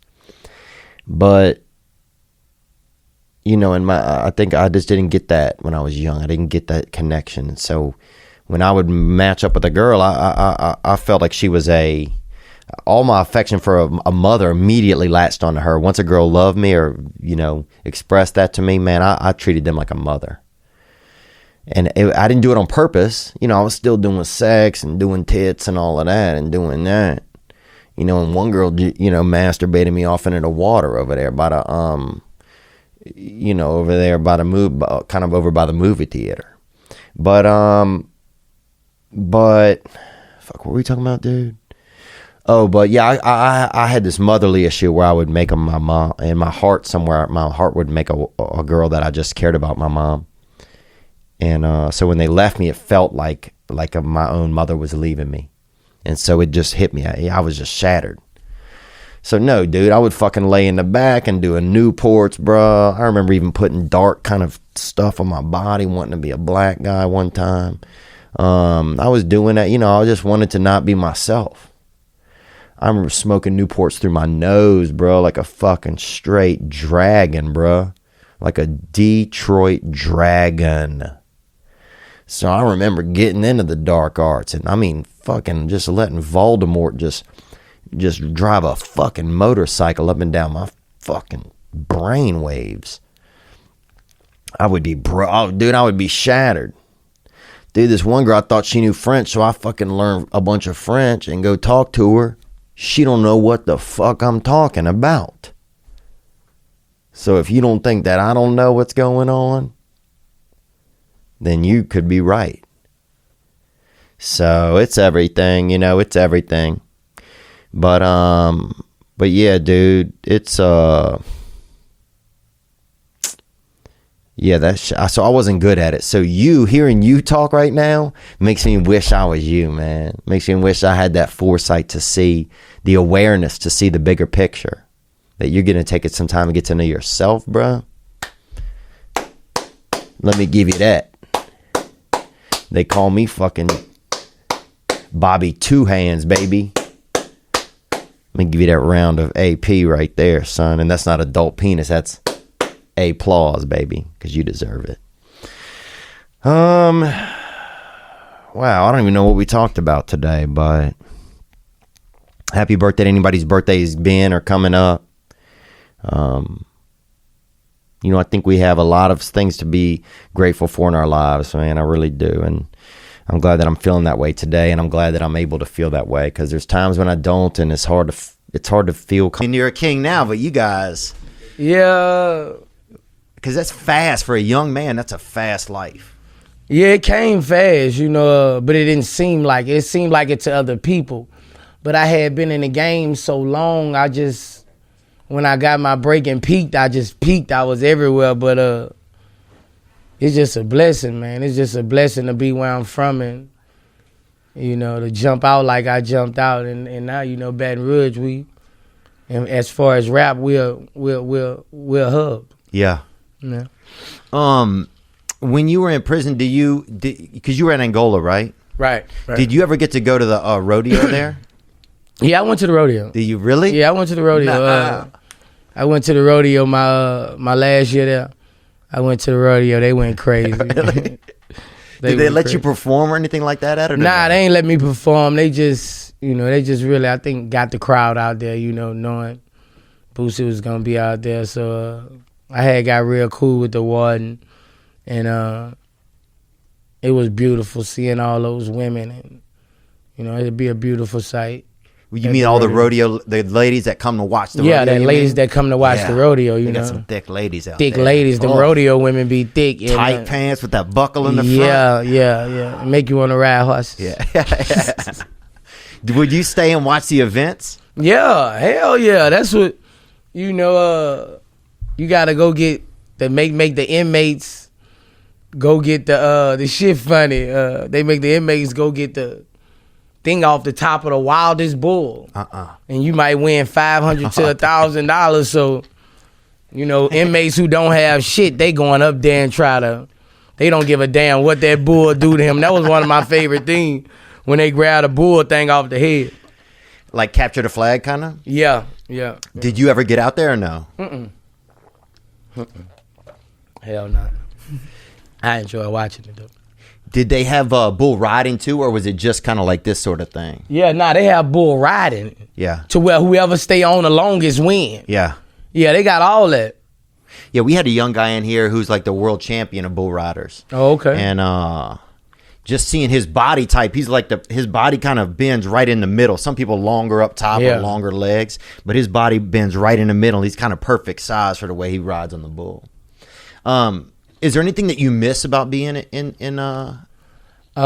jail? Yeah. I miss C Murder, man. You know, I miss, because all of his appeals are up now too. Yeah, but God is God powerful, man. You never know how this gonna work. Yeah. They might free the evidence they've been finding. He should just be let go. Yeah, two of the guys, I think I read, two of the people that testified against him took back their testimonies. Right. So it's a bad situation, but it's God working. And that's what I miss the most, just my friends in there, bro, that I wish could come home. You know, that's what I miss the most. You know, I don't, you know, I miss my friends. Yeah. That's what I miss, man. You know. Did you guys, was there times in there, I mean, obviously I've never been to jail, but I wouldn't mind maybe doing a couple months or something, but I don't want to do like a long time, you know. Right. But was there ever times, is it kind of fun, like being able to just be around your friends and stuff, or you spend a lot of time by yourself? It depends on if you're in protective custody or if you're in population. You know, most rappers go to PC. They stay in the cell their whole time in jail. Is that what you had? No, I don't do that. Oh, why you wasn't with everybody? Yeah. You've always kind of been a man of the people, and no matter where you are. Yeah, like you can't, you know, you drive you crazy in that cell. Yeah. You know, a lot of people just be afraid. But you know, if you're a rapper and if you can live on the streets, you can live in jail. If you can survive in the hood, you can survive in jail, because it's just the hood. It's all the same thing. It's just the hood. Right. So if you can survive in there, you can survive in penitentiary. And you know, I had a Sweden penitentiary, man. Really? Yeah. I had my last couple of years. My first 2.5 I was on death row. So I was in a one-man cell the whole time. So damn. The day I beat my murder charge, I was let off death row, and I had a choice whether to go to protective custody or to population, where 150 people in the dorm. And you went in there? Yeah. Was it fun, kind of, once you got in there? Or was it a relief from being by yourself? Yeah, it was sweet, man. You know, contact visits. Like, could you have women come visit? Yeah. Oh, wow. Yeah, man. Damn, I didn't know and then that. the first time I went to visit, everybody went crazy in the child house. So the warden, Burrell Kane, you know, he looked out for me, him and Bernard. They gave me my own visiting shed, 70-inch flat screen. Damn. My own movies, my own chef, my own picture camera. Damn. Man, you know, so visits was my everything, you know. So I was laid out, man. You know, I was laid out, and I appreciate it. They just told me stay out of trouble, and they would lay me out. Yeah, I remember when you came out, man. I was really excited. Actually, I've been a big fan for a long time, and I remember I put a tweet on because it was right before Easter, and I remember I put a tweet on Twitter, and it said, "Easter's come early; he has risen." That's what I put. Yeah. And how do you feel like social media? I feel like a lot of us were conditioned on social media. Like we got it as it was coming out. You know, we learned, like it became slowly a part of our lives. You kind of have this unique way about you on social media that is just, sometimes it's too real. Like it's so real. It's realer than, like, a lot of people, everything is very, it's organized, it's planned. You know, they talk to somebody, do I do this? What do I do? But you fucking live, you come from like a different place with it. Like it's such a real slice of what your life is like. Do you feel like that's because you came into social media, like you missed that whole conditioning where we all got slowly conditioned to it? You suddenly had it. Does that make sense? Basically, you know, I've been like this a long time, like just Boosie, just doing what Boosie do, saying what Boosie say. Acting the ass on all my DVDs. If you look back, I've been a clown. It's a platform where I can show it. Yeah. And you know, cause everybody, if you don't see that side of me, you just think Boosie is the worst shooting motherfucker. He done did all this shit. If you just listen to the music. Hey, if you know, you got, you know, if you let other people, not the music, if you let other people judge it. Yeah. If you let other people judge it, you gonna take from it as Boosie badass, woo. Yeah, he a kill, he a murderer. Right. But a lot of people don't get to see that I'm a father, I'm a friend, you know. A regular guy. Yeah. So that helps me in some ways. Yeah, it gives people a different edge. Because if you hear Boosie badass, you see some of the pictures, you think, oh man, this guy. Like I was nervous. Big Baby was in here and he said, "Oh, Boosie, a gangster." You know, and he's a real gangster. Like, is he really? Like he's a real gangster. Wow. And that's the thing that people don't realize about Boosie. Like, that's what he said, and I was like, huh? He's like, yeah, Boosie is one of the last gangsters. Yeah. But if you look through all history, every gangster had a personality. Yeah. From all the gangsters, the biggest gangsters. Al Capone. Every gangster had a personality. It just came out with around the people he loved. Yeah. You know what I'm saying? And that's just basically it with me. Like when you see me on an interview, like I'm myself. Right. I'm myself. But you know how I was raised, when I go places, when I go to clubs, when I'm around the public, you know, I was taught not to smile with niggas. Right. You know, my dad, when you go places, nigga, don't smile with niggas. You know, that's the nigga, that shows a form of somebody might want to try you. Right. You know, it's not that I'm practice looking hard. No, It's just a habit. Yeah. It's not, you know, it's habit when it's no fear. Yeah. You know, and I'm gonna bring that same kind of violence if it go that way. So I can't be in public all, you know, me clowning. That's when I'm at home. Yeah. But in public, it's not like that because I don't want people to just come try me like that. So in public, it's like, yeah, come on, I got a gun. Let's do it. Yeah. You know, so. Is it, I've heard you talk about moving out of Baton Rouge and, you know, I know that, you know, you had instances with like the district attorneys there and stuff trying to attach charges to you. And, you know, there was a lot of what seemed like, from what I've heard, uncomfortableness between you and the law enforcement there. Right. Maybe not exactly the cops, but the overseers of them. Right. What is it about Atlanta that makes life more comfortable, do you think? Atlanta respects superstars. You know, I don't stick out like a sore thumb.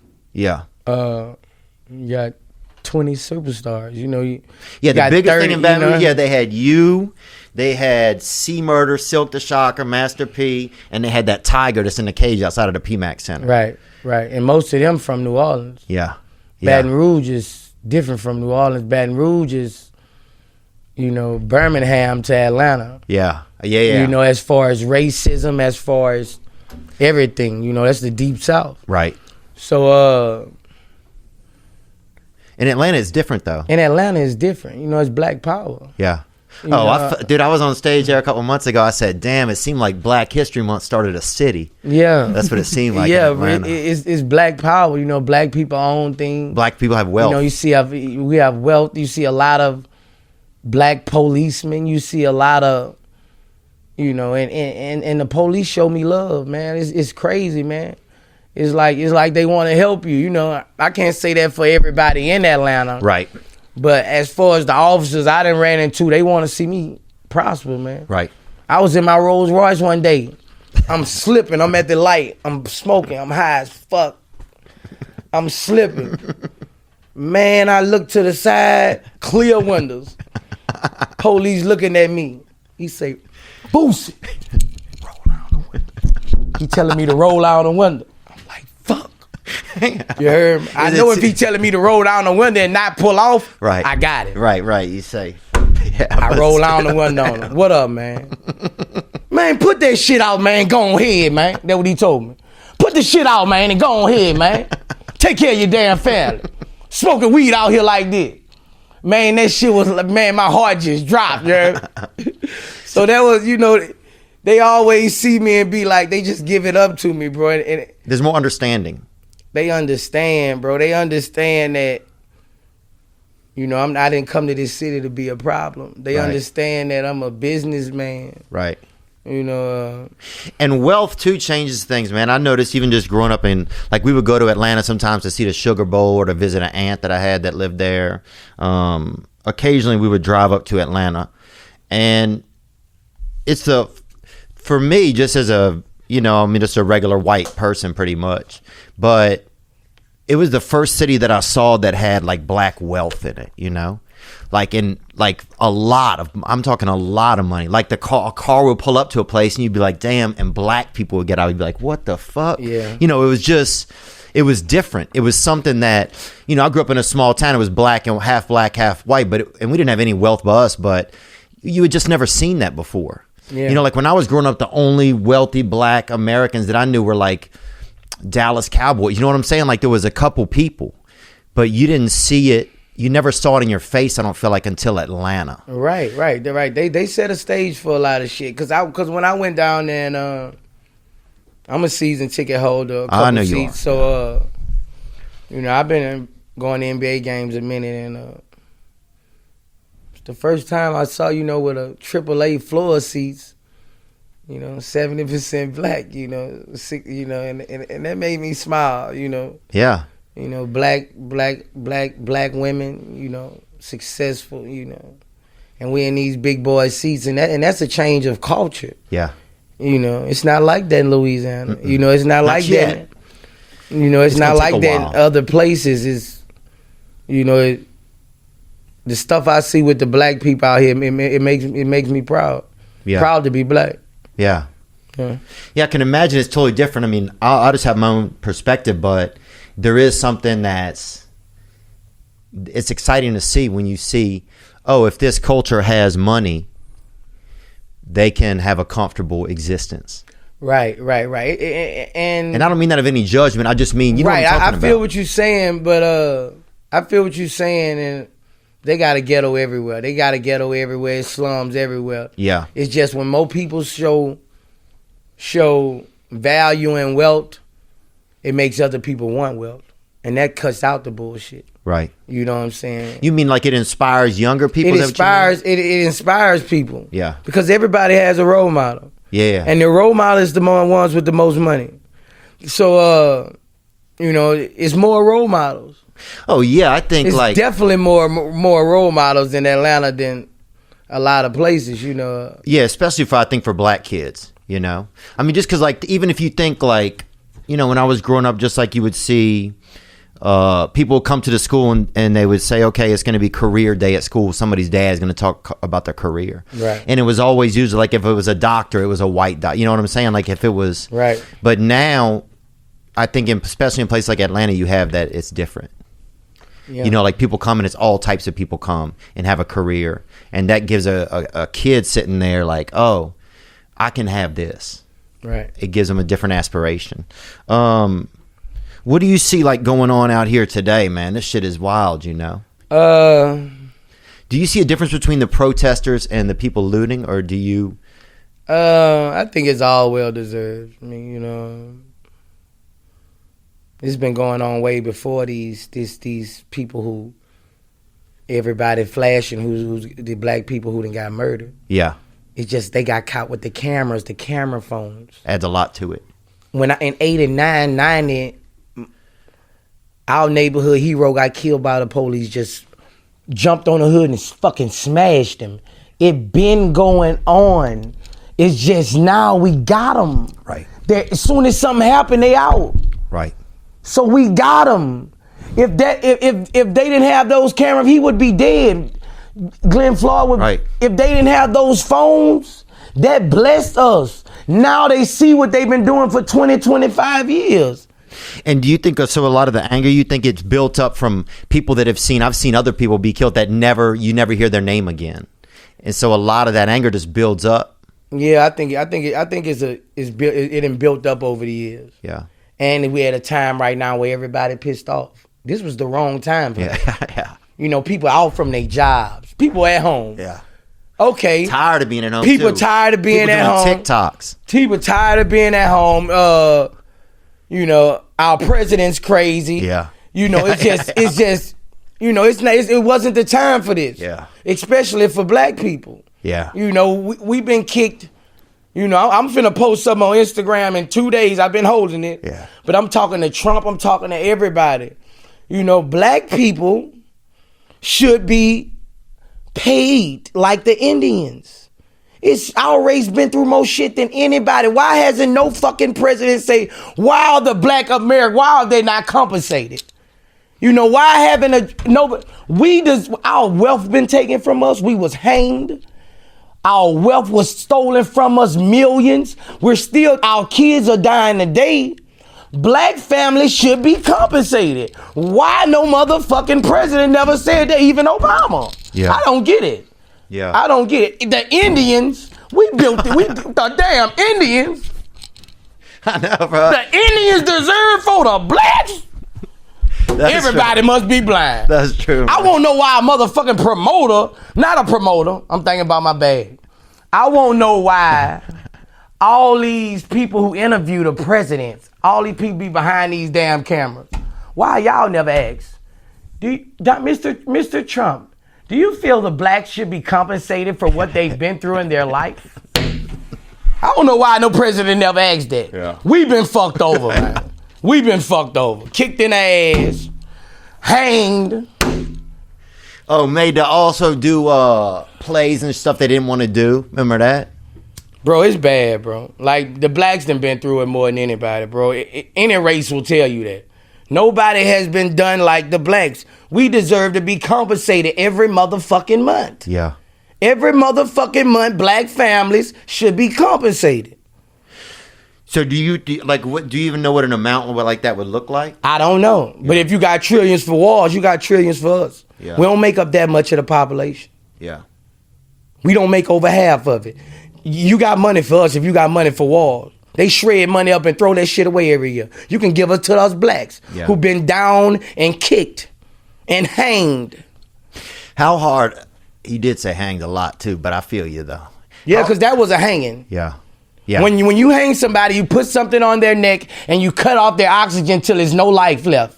That was a modern day hanging. Yeah. You put something on somebody's neck and you squeeze it. I got this in a post. I'm posting on it. That was a hanging.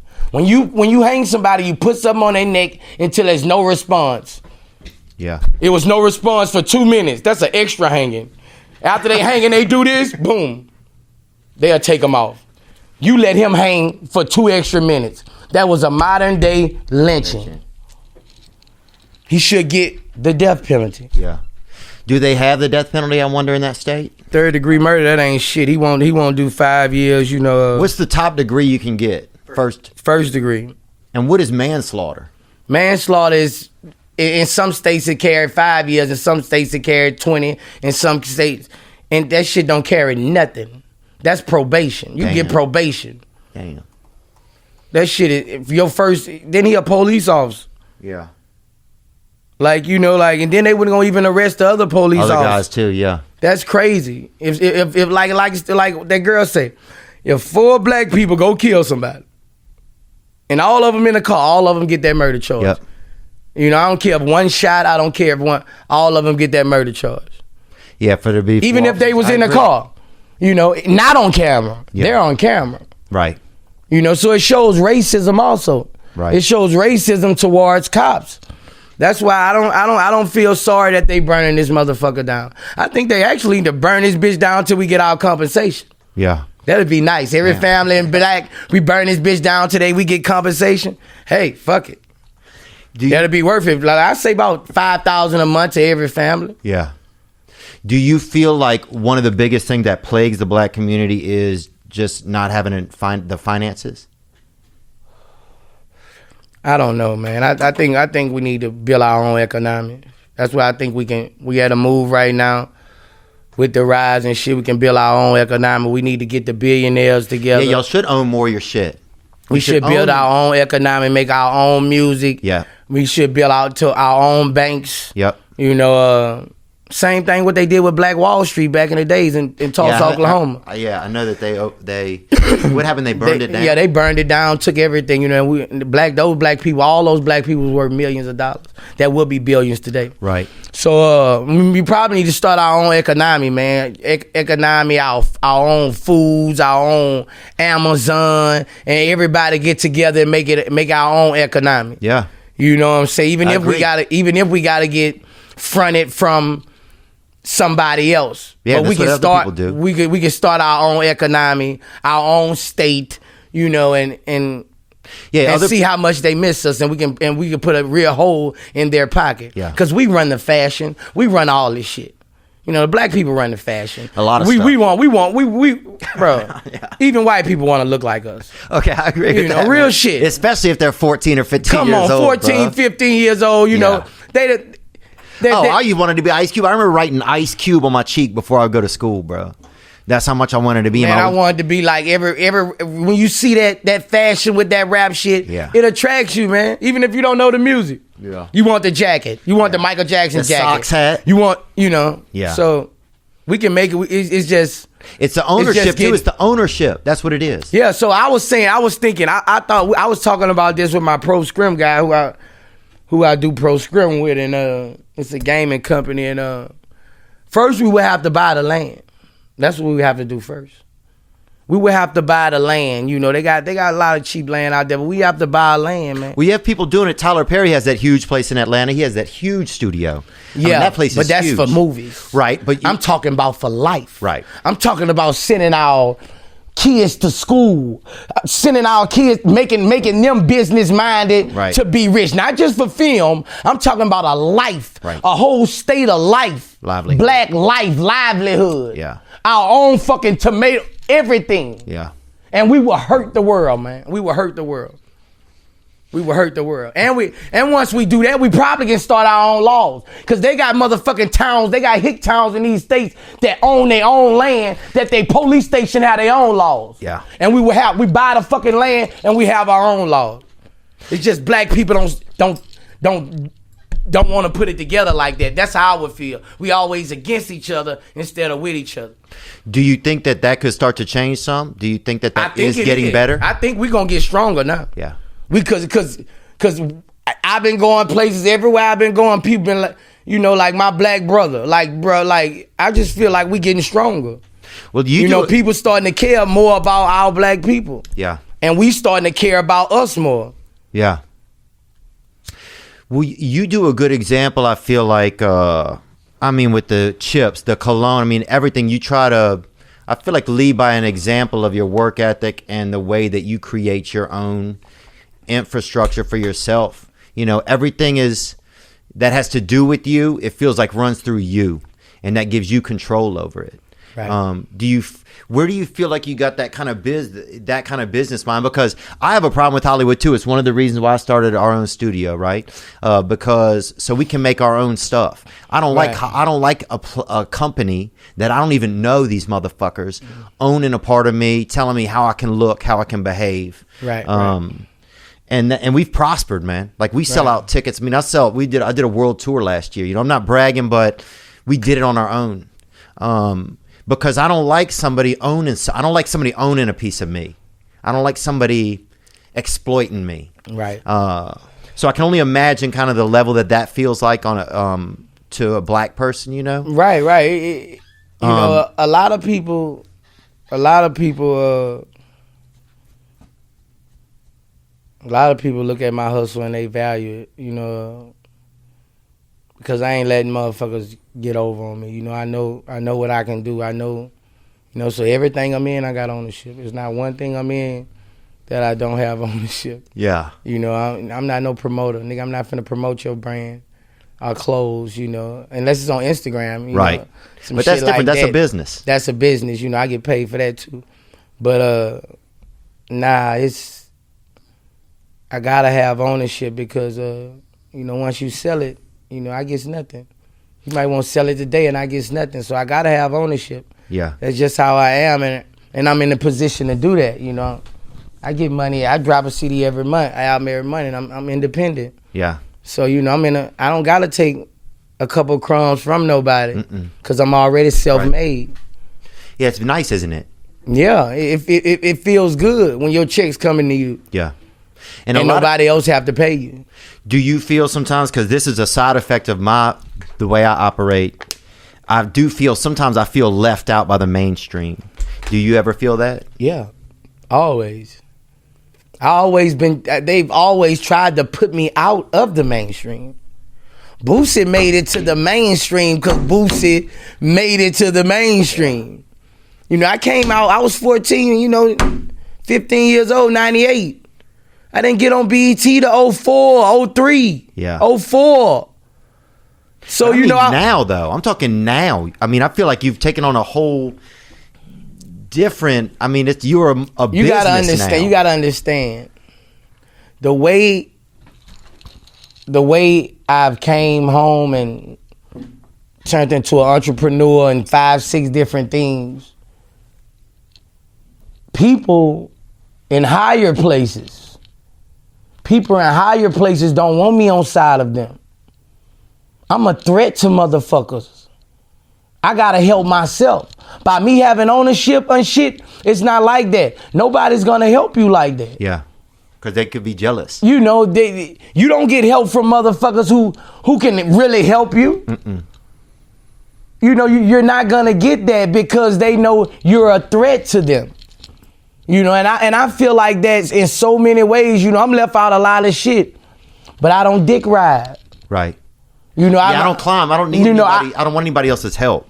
You know, I don't need to hang to get nothing. Yeah. If it don't come to me, God ain't make it for me. That's how I feel. So I'm just boosting, man, and they can't stop it. And once you got a following, and I got a cult following. People love me. Yeah, it's crazy, bro.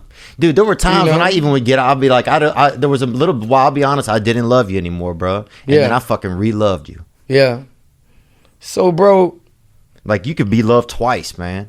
Like, that's how, you know what I'm saying, though? Like, that is how, I think that's a sense of attraction that you have to fans, you know, is that they could be like, nah, and then they'll be like, oh, all right, yeah. The truth is, as folks adapt to this changing world, we're all going to be buying more stuff online. Think about the things you've been getting online: a chair, a light bulb, a toothbrush, a butterscotch, anything. Well, if you're an e-commerce seller, are you ready to meet the demands of this new delivery culture? Well, you can be ready with ShipStation. Why ShipStation? Because when you're selling online, you're getting a lot of orders fast, and it can be tough. How do you keep track of who gets what? Which shipping carrier should you use? Are you getting the best rates? That's why you need ShipStation. It's the fastest, easiest, and most affordable way to manage and ship your orders. ShipStation helps online sellers of any size get orders out quickly, save money on shipping costs, and keep customers happy. No matter if you're using Amazon, Etsy, your own website, ShipStation brings all your orders into one simple interface. It works with all the major carriers, USPS, FedEx, UPS, even Amazon Fulfillment. And right now, this past weekend listeners can try ShipStation for free for 60 days when you use offer code THEO. Make sure your business is ready to meet the demands of delivery culture. That's the new culture. You can get started at ShipStation.com today. Support the podcast. Go to ShipStation.com, click on the microphone at the top of the homepage, and type in Theo. That's ShipStation.com and enter the code Theo. ShipStation.com. Make ship happen. Support the podcast. Thank you so much. And now back to the episode. We got a question right here from this fucking white guy. Theo, what's up, Boosie? What up? Jordan coming out from Portland. Had a question about Tekashi 6ix9ine actually. So, the fact that he just got out of prison from being a snitch and everything, do you think it's right that if people kind of like a new song to support it and get it to like high on the Billboard charts, or do you think the community should just stop fucking with them altogether? Opinions? Gang He's not live either. It's just a video he sent in. Okay, I don't really want comment on Tekashi 6ix9ine right now. Does he remind you of him does he remind you of you when you were young at all? Nah, like I wouldn't fake it. Like I wouldn't, when I was young until this day, I'm still the same person. Like I'm built like that, so I wouldn't, I don't really want to comment on Tekashi 6ix9ine. Cool.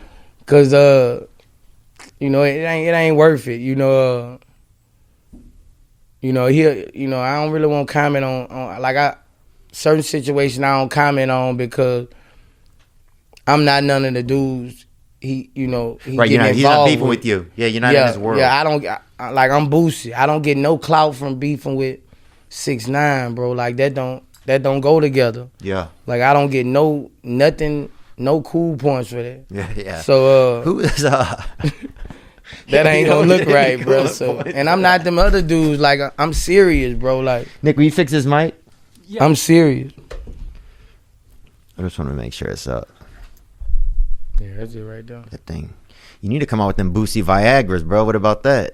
I'm working on it. Them hitters, bro. Yeah, I'm working on it. Because, dude, I used to get the ones at the gas station. The first ones they came out with had like a picture of a horse on the package. Yeah. And they would make my nose bleed, bro. They wouldn't even make my dick hard. Yeah. And I would keep taking them, man, because I thought, maybe I didn't take enough. I'm working on some shit, real herbs, bro. Like real herbs, BADs, badass dick pills. Yeah? Yeah. Damn, bro. Yeah, but we promoting them for the younger generation. Yeah, that's I'm promoting them for the rappers having 3 bitches a night and gotta get back to their bitch trying to get up. Oh. So I'm promoting for, for the traveling man. For the traveling man, Yeah, you know what I'm talking about, the casino man. Yeah. Dude, I think, man, I hooked up with one black girl one time, but I've always been a lot of the black women, it seem like they fuck back if you try to fuck them, Right. Like sometimes if you fucking them, it seems like you're fucking them, but sometimes they fuck back a little, you know? Do you think that? Like they seem like more, I don't know what I'm trying to say. So you saying white women are more missionary? Like it's a little more docile. Like I feel like, it's more like you petting something, Whereas I guess my concern, not concern, but if I'm having sex with a black girl, then I feel like, damn, it's more like wrestling. Like more like she's gonna really fuck me, Black girl like to ride that dick. Damn, bro. Oof. Black girl like to fuck because, she don't want you to say after you, I fucked the shit out you. She want to be like, they got a little pride with them. Yeah, they got some pride with them. Yeah, more white girls like to just be slayed and fucked. Ooh, honey, you fucked this shit out of me. But more throw black something girls on me, got a spill little something pride. on me. Yeah. Spill a Gatorade on me, spit on me. More black girls got a little pride to where they'll ask you, was that pussy good, Damn. Yeah. Really? That's why she was throwing it on you like that. Makes me a little nervous. I got to get out there more, I think. Yeah, you got to get out there. I'm going to come to some of my parties, man. Really? Yeah, man. Well, I did hear, though, that's another thing Big Baby said, that you had the wildest parties, man. Yep. The wildest. Yeah, man. Yeah.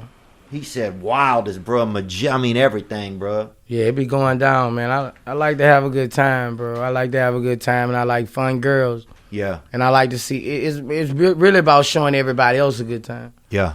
That's fun, huh? When you're walking around, when everybody and just everybody having a good time, everybody like, motherfucker, I love you. This is the best shit ever. So that's what I get out of it, you know. Yeah. That's what I get out of it. There was something you talked about a little while ago about, like, sometimes I notice even, you know, growing up in a poor white environment, like a lot of times they don't, you know, you feel like you don't exist sometimes, you know, because there's a lot. I feel like and I didn't grow up in like a redneck place, you know. I didn't grow up in like my mother was an educated woman, you know, like she's a hard worker, but we weren't like country, you know, like we weren't like rebel flags or like you know, fish. We're just kind of regular people, you know. Right. And sometimes it feels like when you're in a community in a poor environment, that the hardest thing about the environment is the environment itself. Right. You know, it's your neighbors. Even though if they are your friends, they sometimes, people don't want to see you leave. People don't want to see you change. What do you think some of the tougher things in a black environment that make it the toughest to leave it, you know, to get out of it? Something really got to happen to you for you to leave it. Because when you get money, most times you're not leaving where you at unless something really happened. You know, I had that problem. You know, I used to feel like, you know, I ain't going nowhere. This is my city. You know, ain't nobody, I don't care what's going on, you know. And a lot of people have that frame of mind, and it's the wrong frame of mind. As soon as you get money, you got to go. Because you've changed. The one who wanted to fight you, now he want to kill you. Right. The police who didn't know you, he want to arrest you. Because people have something to gain by getting something over on you now. Right. And you get hatred from the people who went to school with you, who feel like they had, and those people shouldn't hate when they had the same chance as you. Right. But it's better to go to another city where you'll get loved, you know, duck off in a nice spot and work on your career. Because I said over many times that most people get killed in their own city. And it's just sad, you know, it's a dangerous job as a rapper. Is it? I feel like we got the most dangerous job in the world. Yeah, because nobody want to kill a comedian. You know, nobody want to kill a comedian. Nobody thinking I'm gonna gun this motherfucker. Nobody. Down. Yeah. If you don't hit this punchline, I'm taking a sword to this motherfucker. You know, nobody want to kill a hockey player. Yeah. You know, hey. That's true, man. But do you get scared then putting music out, or do you ever get worried that one of your past songs created such a I'm a dog, you know, that it might have inspired somebody enough to be a fucking killer, and now they're gonna come in. You know what I'm saying? Like, do you ever worry that your music could inspire like some John Lennon shit? Yeah. Like you could be the Black John Lennon, man. Dude, that's a good song name, Black John Lennon. Hey, but I don't know. Dude, he was on a bicycle and somebody shot him, I think. I just hate that, you know, so many of my fans who come up on my music are dead now. And is there, I know in the black community is just, this is obviously just from my perception, it seems more dangerous, you know? It seems more dangerous. Is it exciting though sometimes when there's more danger? Like white community is, you're going to be fine kind of probably. Like you're going to have breakfast and shit's probably going to be okay, you know? It's normal. It's not exciting. It's normal. Like violence is normal. Things that happen in the hood is really normal because it's been happening since you were a kid. Right. So if you see somebody murdered at 8, 9, 10 all through your life, when you get 17, You're not gonna have much respect for life. Probably you're gonna have different perceptions of things. Yeah, it either it gonna turn you all the way away or all the way to it. That's the perfect thing. Yeah. As in the hood, because you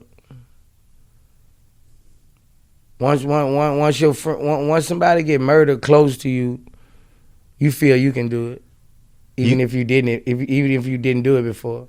You mean you could take somebody's life? You mean? Yeah. Yeah. That's how hood babies are. Like, once somebody takes something you love, you feel you can do it because you've seen it. Seen it. It's right there. You know, it's like an automatic. Yeah. You know. And wow, it's that's sad, interesting. But, you know, that's interesting. So, yeah, and if that's been going on for such a long time, then of course that feeling is going to be in people. Yeah. Yeah. Like generations. Like eye for eye. Yeah. Damn. Like eye for eye. That's heavy, man. That's intense shit. We got a video, Nick, too, that came in. Mm-hmm. Here comes somebody right here, this gentleman. What up, Boosie? What up, Theo? I got a debate for y'all. Raising Cane's or Chick-fil-A? Raising Cane's.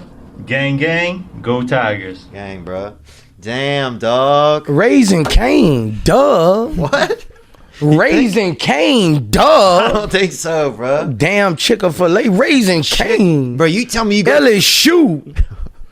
Oh my God, no comparison. You tell me you make it through the Atlanta airport without hitting a Chick-fil-A, showing up at the counter, seeing the beautiful fucking girls that work at the counter. Admit it, they got the best looking women that work at the counter. You know when I started eating Chick-fil-A? Huh? When I came home from prison, flying in airports. Yeah. Oh yeah, you fly Delta, do you? Yeah. So I was raised on raised. It's no other chicken finger. That was the first chicken finger. I never ate Zaxby's. Yeah. I still ain't ate that. Zaxby's, man. I still ain't ate that shit in Atlanta. I looked at it. I say no. Yeah. They tell me this the new Raising Cane. I looked at it. I say hell no. Cause I was raised on Raising Cane. Like since the first ones in Louisiana. Like I was raised there. Yeah. But dude, Chick-fil-A, man, you get that little chicken sandwich. You open that bitch up. It's in that foil, bruh. That thing looking at you like a little newborn baby. Got that pickle on its back. I done ate it before, but I just don't like them soggy ass pickles. All right. I got them soggy ass pickles. The ice cream pretty good. Damn, okay. The fucking nuggets too small. One of those nuggets is 3 McDonald's nuggets. Now come on, I'll fire Chick-fil-A ass up. Now I like Chick-fil-A, but they ain't messing with no Raising Cane, dog. And there you go, man. I think you got it. I think you got your answer, man. What was something else that I wanted to ask you about? It's a different game now. Before you were incarcerated and now, the rap game, does it feel different? It feels softer from just a listener's perspective. Do you feel like it's different? It's different as far as music-wise. It's not about who rhyming, who spitting lyrics, who the hardest. As far as that's not about that. It's just about who make the best song that people like now. You know, the flowing and all that, that's deceased. That shit is mostly deceased. It's just harmonizing now. Yeah. Like Bruno Mars, you like him? It's just Yeah, I like huh? Yeah, I like Bruno. It's just harmonizing now. It's not about, you know, people don't have time to sit down and listen. People in their phones now. Yeah. People used to have albums with all the lyrics on them. Yeah, remember on the inside? All the lyrics on the inside and shit. Yeah. It's not about that no more. People don't have time. They just want to hear this hook and vibe. They don't have time to even really listen to what you're saying. Most people don't even know what the rapper's talking about. That's true. You know, yeah, a lot of times. So hip-hop has changed. You just got to change with it. Do you feel like you could see yourself one day having like some ballads or maybe doing that Boosie Christmas album? Come on, man. Yeah, I did a Christmas album last year. Yeah, I got a Christmas album out now. It's crazy. Is it? Yeah. It's crazy. So, man, music is power. You know, music is what crossed over racism. Yeah. You know, people be talking about sports and all this shit. Music is you can't live. People can't. Some people can't live without music. Yeah. Music crossed over white people accepting black people. Music. Yeah. Sammy Davis Jr., James Brown, yeah, Marvin Gaye. And Elvis, the guy that wrote Elvis Presley songs, I'm not sure who he was, but some guys out of Memphis, I think, that wrote some of his early hits. Sid Tepper. What's his name? Sid Tepper. Sid Tepper. Do you think that, but you could see yourself having a ballad album one day? You get a little bit older, you know what I'm saying? Yeah, I could do it now. But I'm talking weight, though. Yeah. You know? Yeah, I can see it. Music is fun to me. Is it? It's fun to me. I like to do it, I like to do it. I like to do it. I like to show my greatness with music. I'm just on the independent level now. Do you feel like, like, I work as a comedian. I've had it's been a long road. It's been like 17 years maybe working, and the past 3 years have been started to be good. I've started to reap like earnings from my work, and sometimes I wonder if it's really something that I did, or do I think that I just was given a gift? You know what I'm saying? Do you ever feel like that? Do you feel like you're a chosen one? Do you ever feel that about yourself? Do you ever think? Everybody is chosen ones. God make people to be the chosen ones. To do certain things. Yeah, some people you pick to be a boss, you pick to be an underboss. God pick you for these things. Yeah. Everybody not made to be the man. You was picked. God gave you these gifts so you can, you were picked. Simple as that. You had other people who probably had way more talent than you, but died on the way. Yeah. You were picked.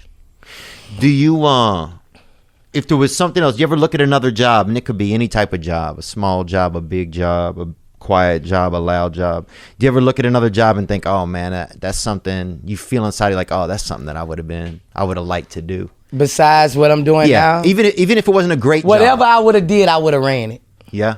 My mom always told me that. Did she really? I've been running my clique since 3-4 years old. I've been the leader of my clique in every since the playground. Since the beginning, yeah. Whatever I would have did, you were a leader. I would have led. Yeah. And that anybody can tell you in my project, I've been the leader since birth. Like, so whatever I would have did, I don't know what it was. If I would have played basketball, I would have been a point guard. Right. If I would have been a CEO at a corporation. Yeah. That's how I feel, because I know how to bring people together. Right. And I know how to make people make money too. Yeah. Who was big when I was in college? Taurus Bright was big. Do you remember him? Yeah, Taurus Bright scored 70-something points. Yeah. Him and Chris Duhon. Yeah. Played against each other at Salmon and Slidell. Oh, I would have liked to see that. It was the biggest thing in the state, man. I would have liked to see that, dog. It was the biggest thing. And Yeah. Taurus was the nicest guy, too, man. I used to see him in New Orleans sometimes. He worked at the Sheraton for a while, too. Oh, okay. After basketball. Oh, okay. You watch LSU basketball?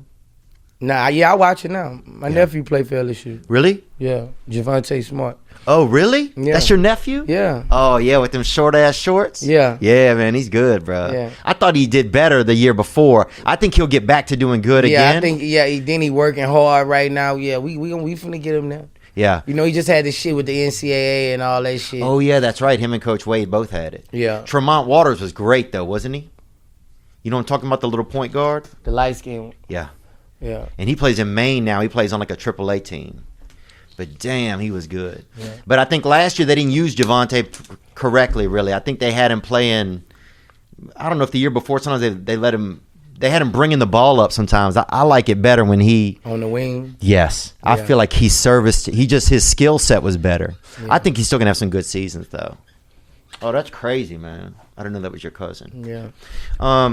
I just want to correct the guy who wrote for Elvis Presley that was black was Otis Blackwell.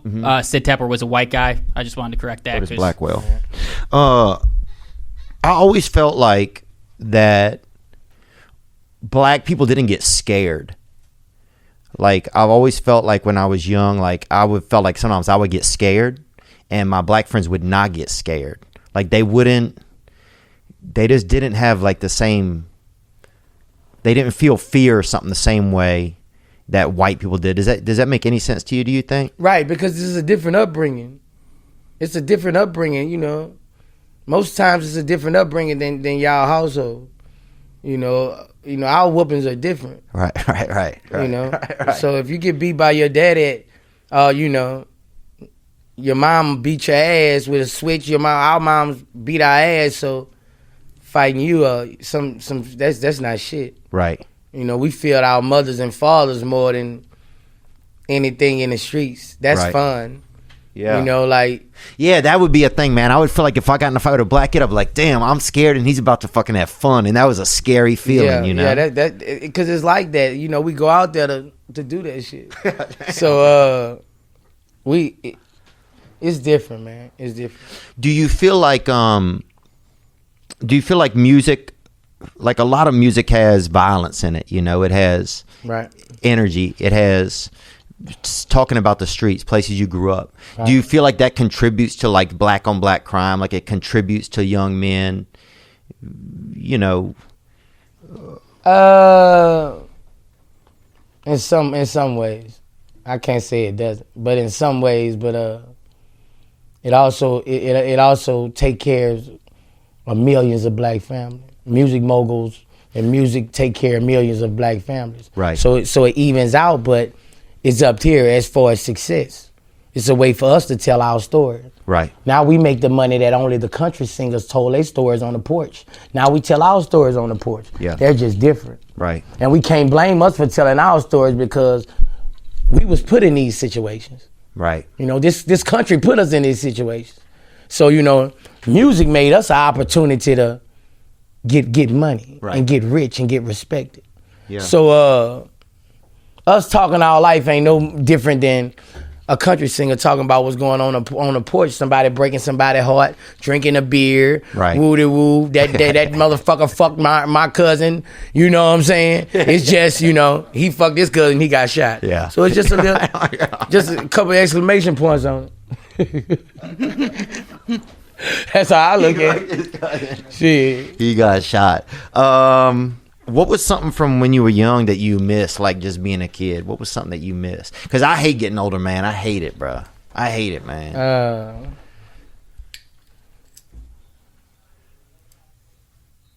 Like, I used to miss, like...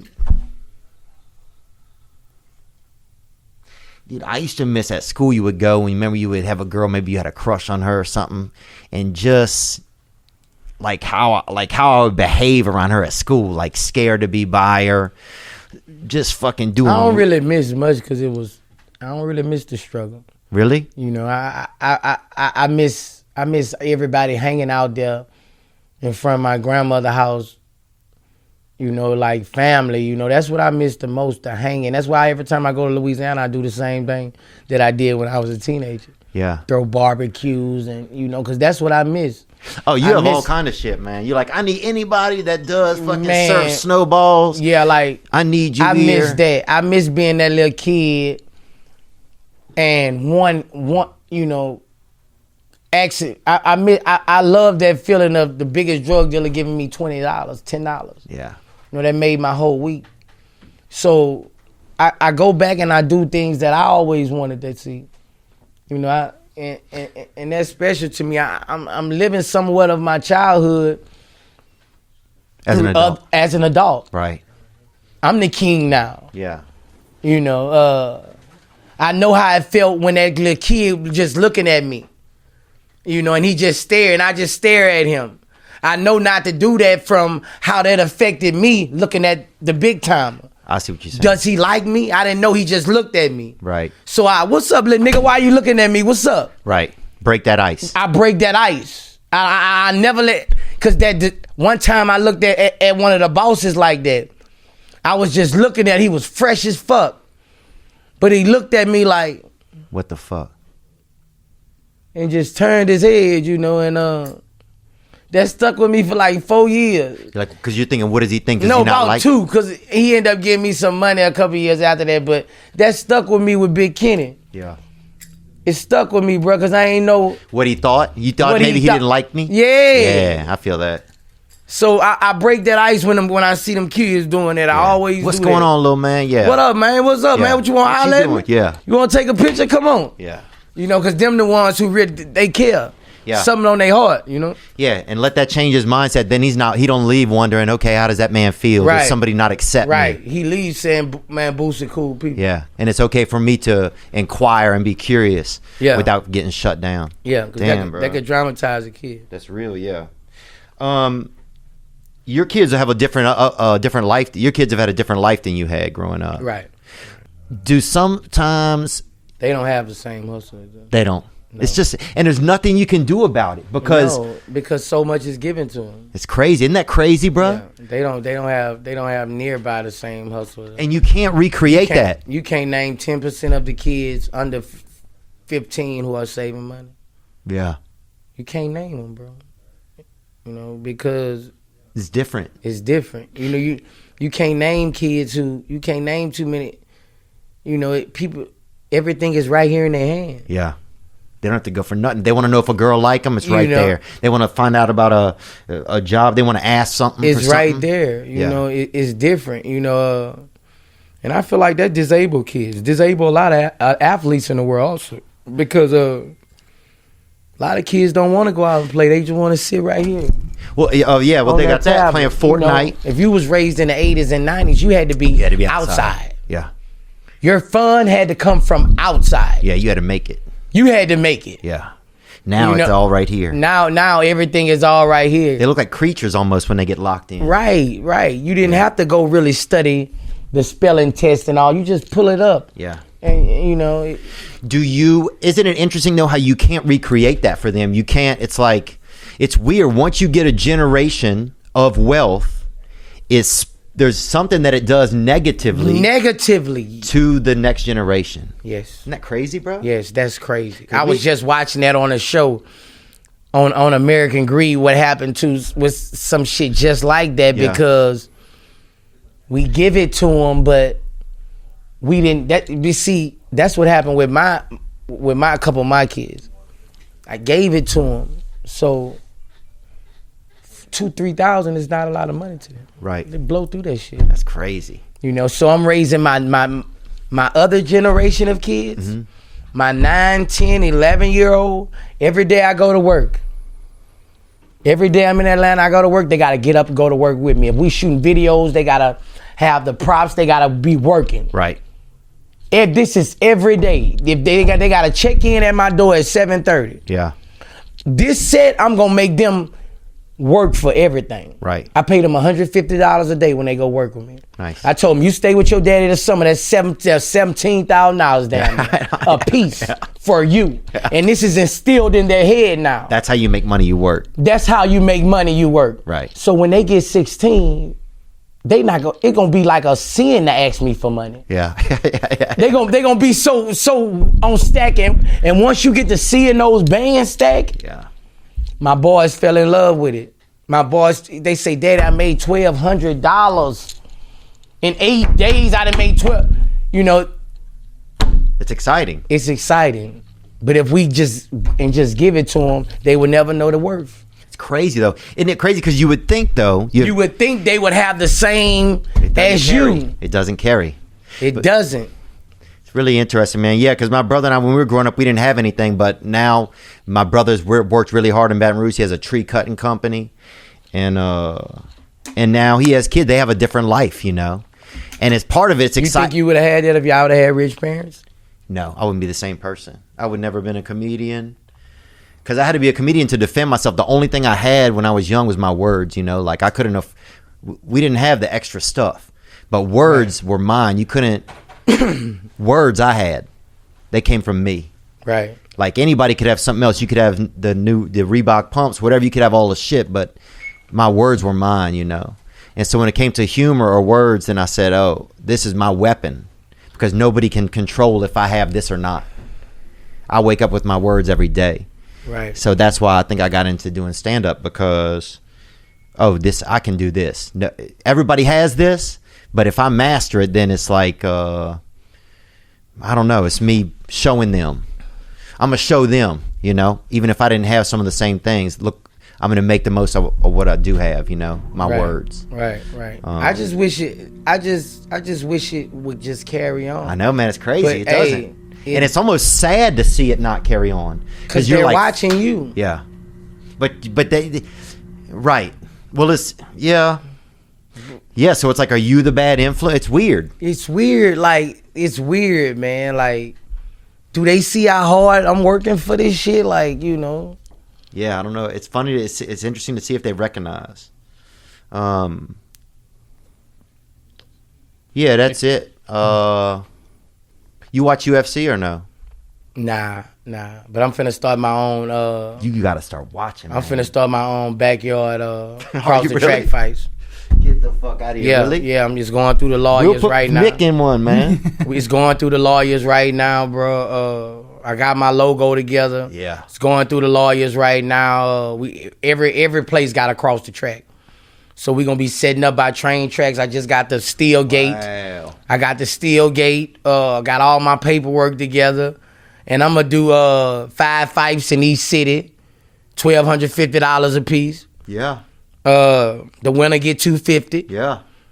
Start out that league. Started out and I'm finna, it's gonna be my another YouTube. No, it'd be good. Yeah. What about then it gonna be funny because I'm gonna be the commentator, Joe Rogan. I'm the commentator. Yeah. So I'm gonna be like, going off. This motherfucker over here. Yeah. And how mine is, you gotta get dropped 5 times. Oh damn, bro. A TKO is 5 times. Damn, bro. The only way the fight can stop is 5 rounds.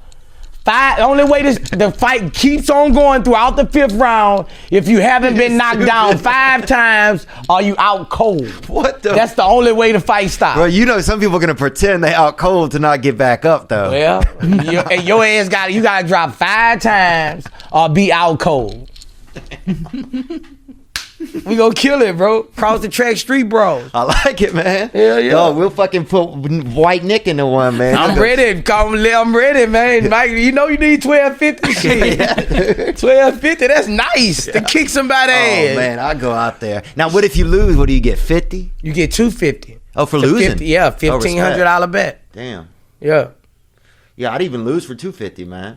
Yeah, man, get your ass whooped. Yeah, get your ass whooped. That's why I gotta be 5 times. Yeah, damn. Yeah, that's why we struck 5 times or your ass out cold. You gotta be out cold. Dude, I want to be a referee for some of the matches. Man, too. that's hard, dog. That's hard. Then we send it ball. We gotta connect with this shit. I'm serious, man. We gotta connect. Let you be a referee clowning this there, shit. man. Or a comedian. Are you out, motherfucker? Come on, man. You not out, man. Get back up. You not out. Hell yeah, man. I see you peeking. Hell yeah. What about Boosie coffins? That's the thing I always wanted to see, and I'm shocked you don't do that. Coffins? Yeah. Like people going to heaven, like a coffin, I never thought of that. Because I feel like you kind of you represent a little bit of like this. That's fucking spooky. Kind of thuggish elegance, I though. don't want no. I don't want nothing with coffins. Come on, man. Speakers in the inside, bro. Somebody just going straight to heaven, bro. Yeah, no. What they gonna do when they go under the ground? They gonna fuzz out, huh? Oh, Ain't no motherfucking thing under that ground. That's a bad investment. All right, that might be bad. Last question. What is I know fucking black people do some wild investments. What's one of the wildest investments you ever got in or somebody tried to get you into, man?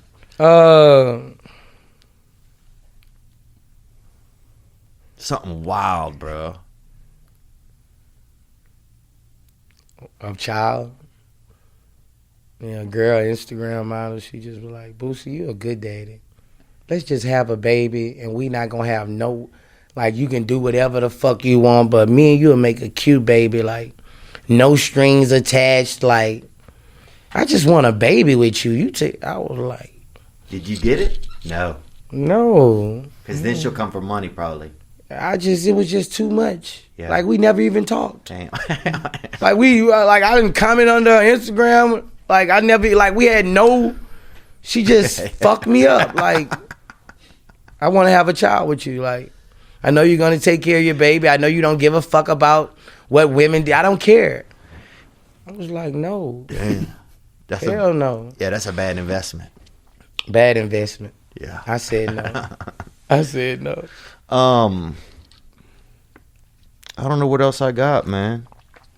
I really appreciate your time, man. I've just always been a fan, and I really admire your work ethic, man. There's times when I don't want to do my work, man, and I see you fucking, you got the red eye, you like, all right, it's going down tonight, you know, Boosie badass, we gonna be there. Covington, Kentucky, Scotland, South Carolina, wherever. Yeah. It just never ends, man. I like defining things, and if you hustle, you can get them. You can get them. You know what I'm saying? Because I rapped on the corner for years for free. So when you tell me you got some money for me, it's It's hard for me to say no. Yeah, I agree with you. Same Like here. I make a way. I gotta hear you out. Yeah, I'm gonna just say that. You know, like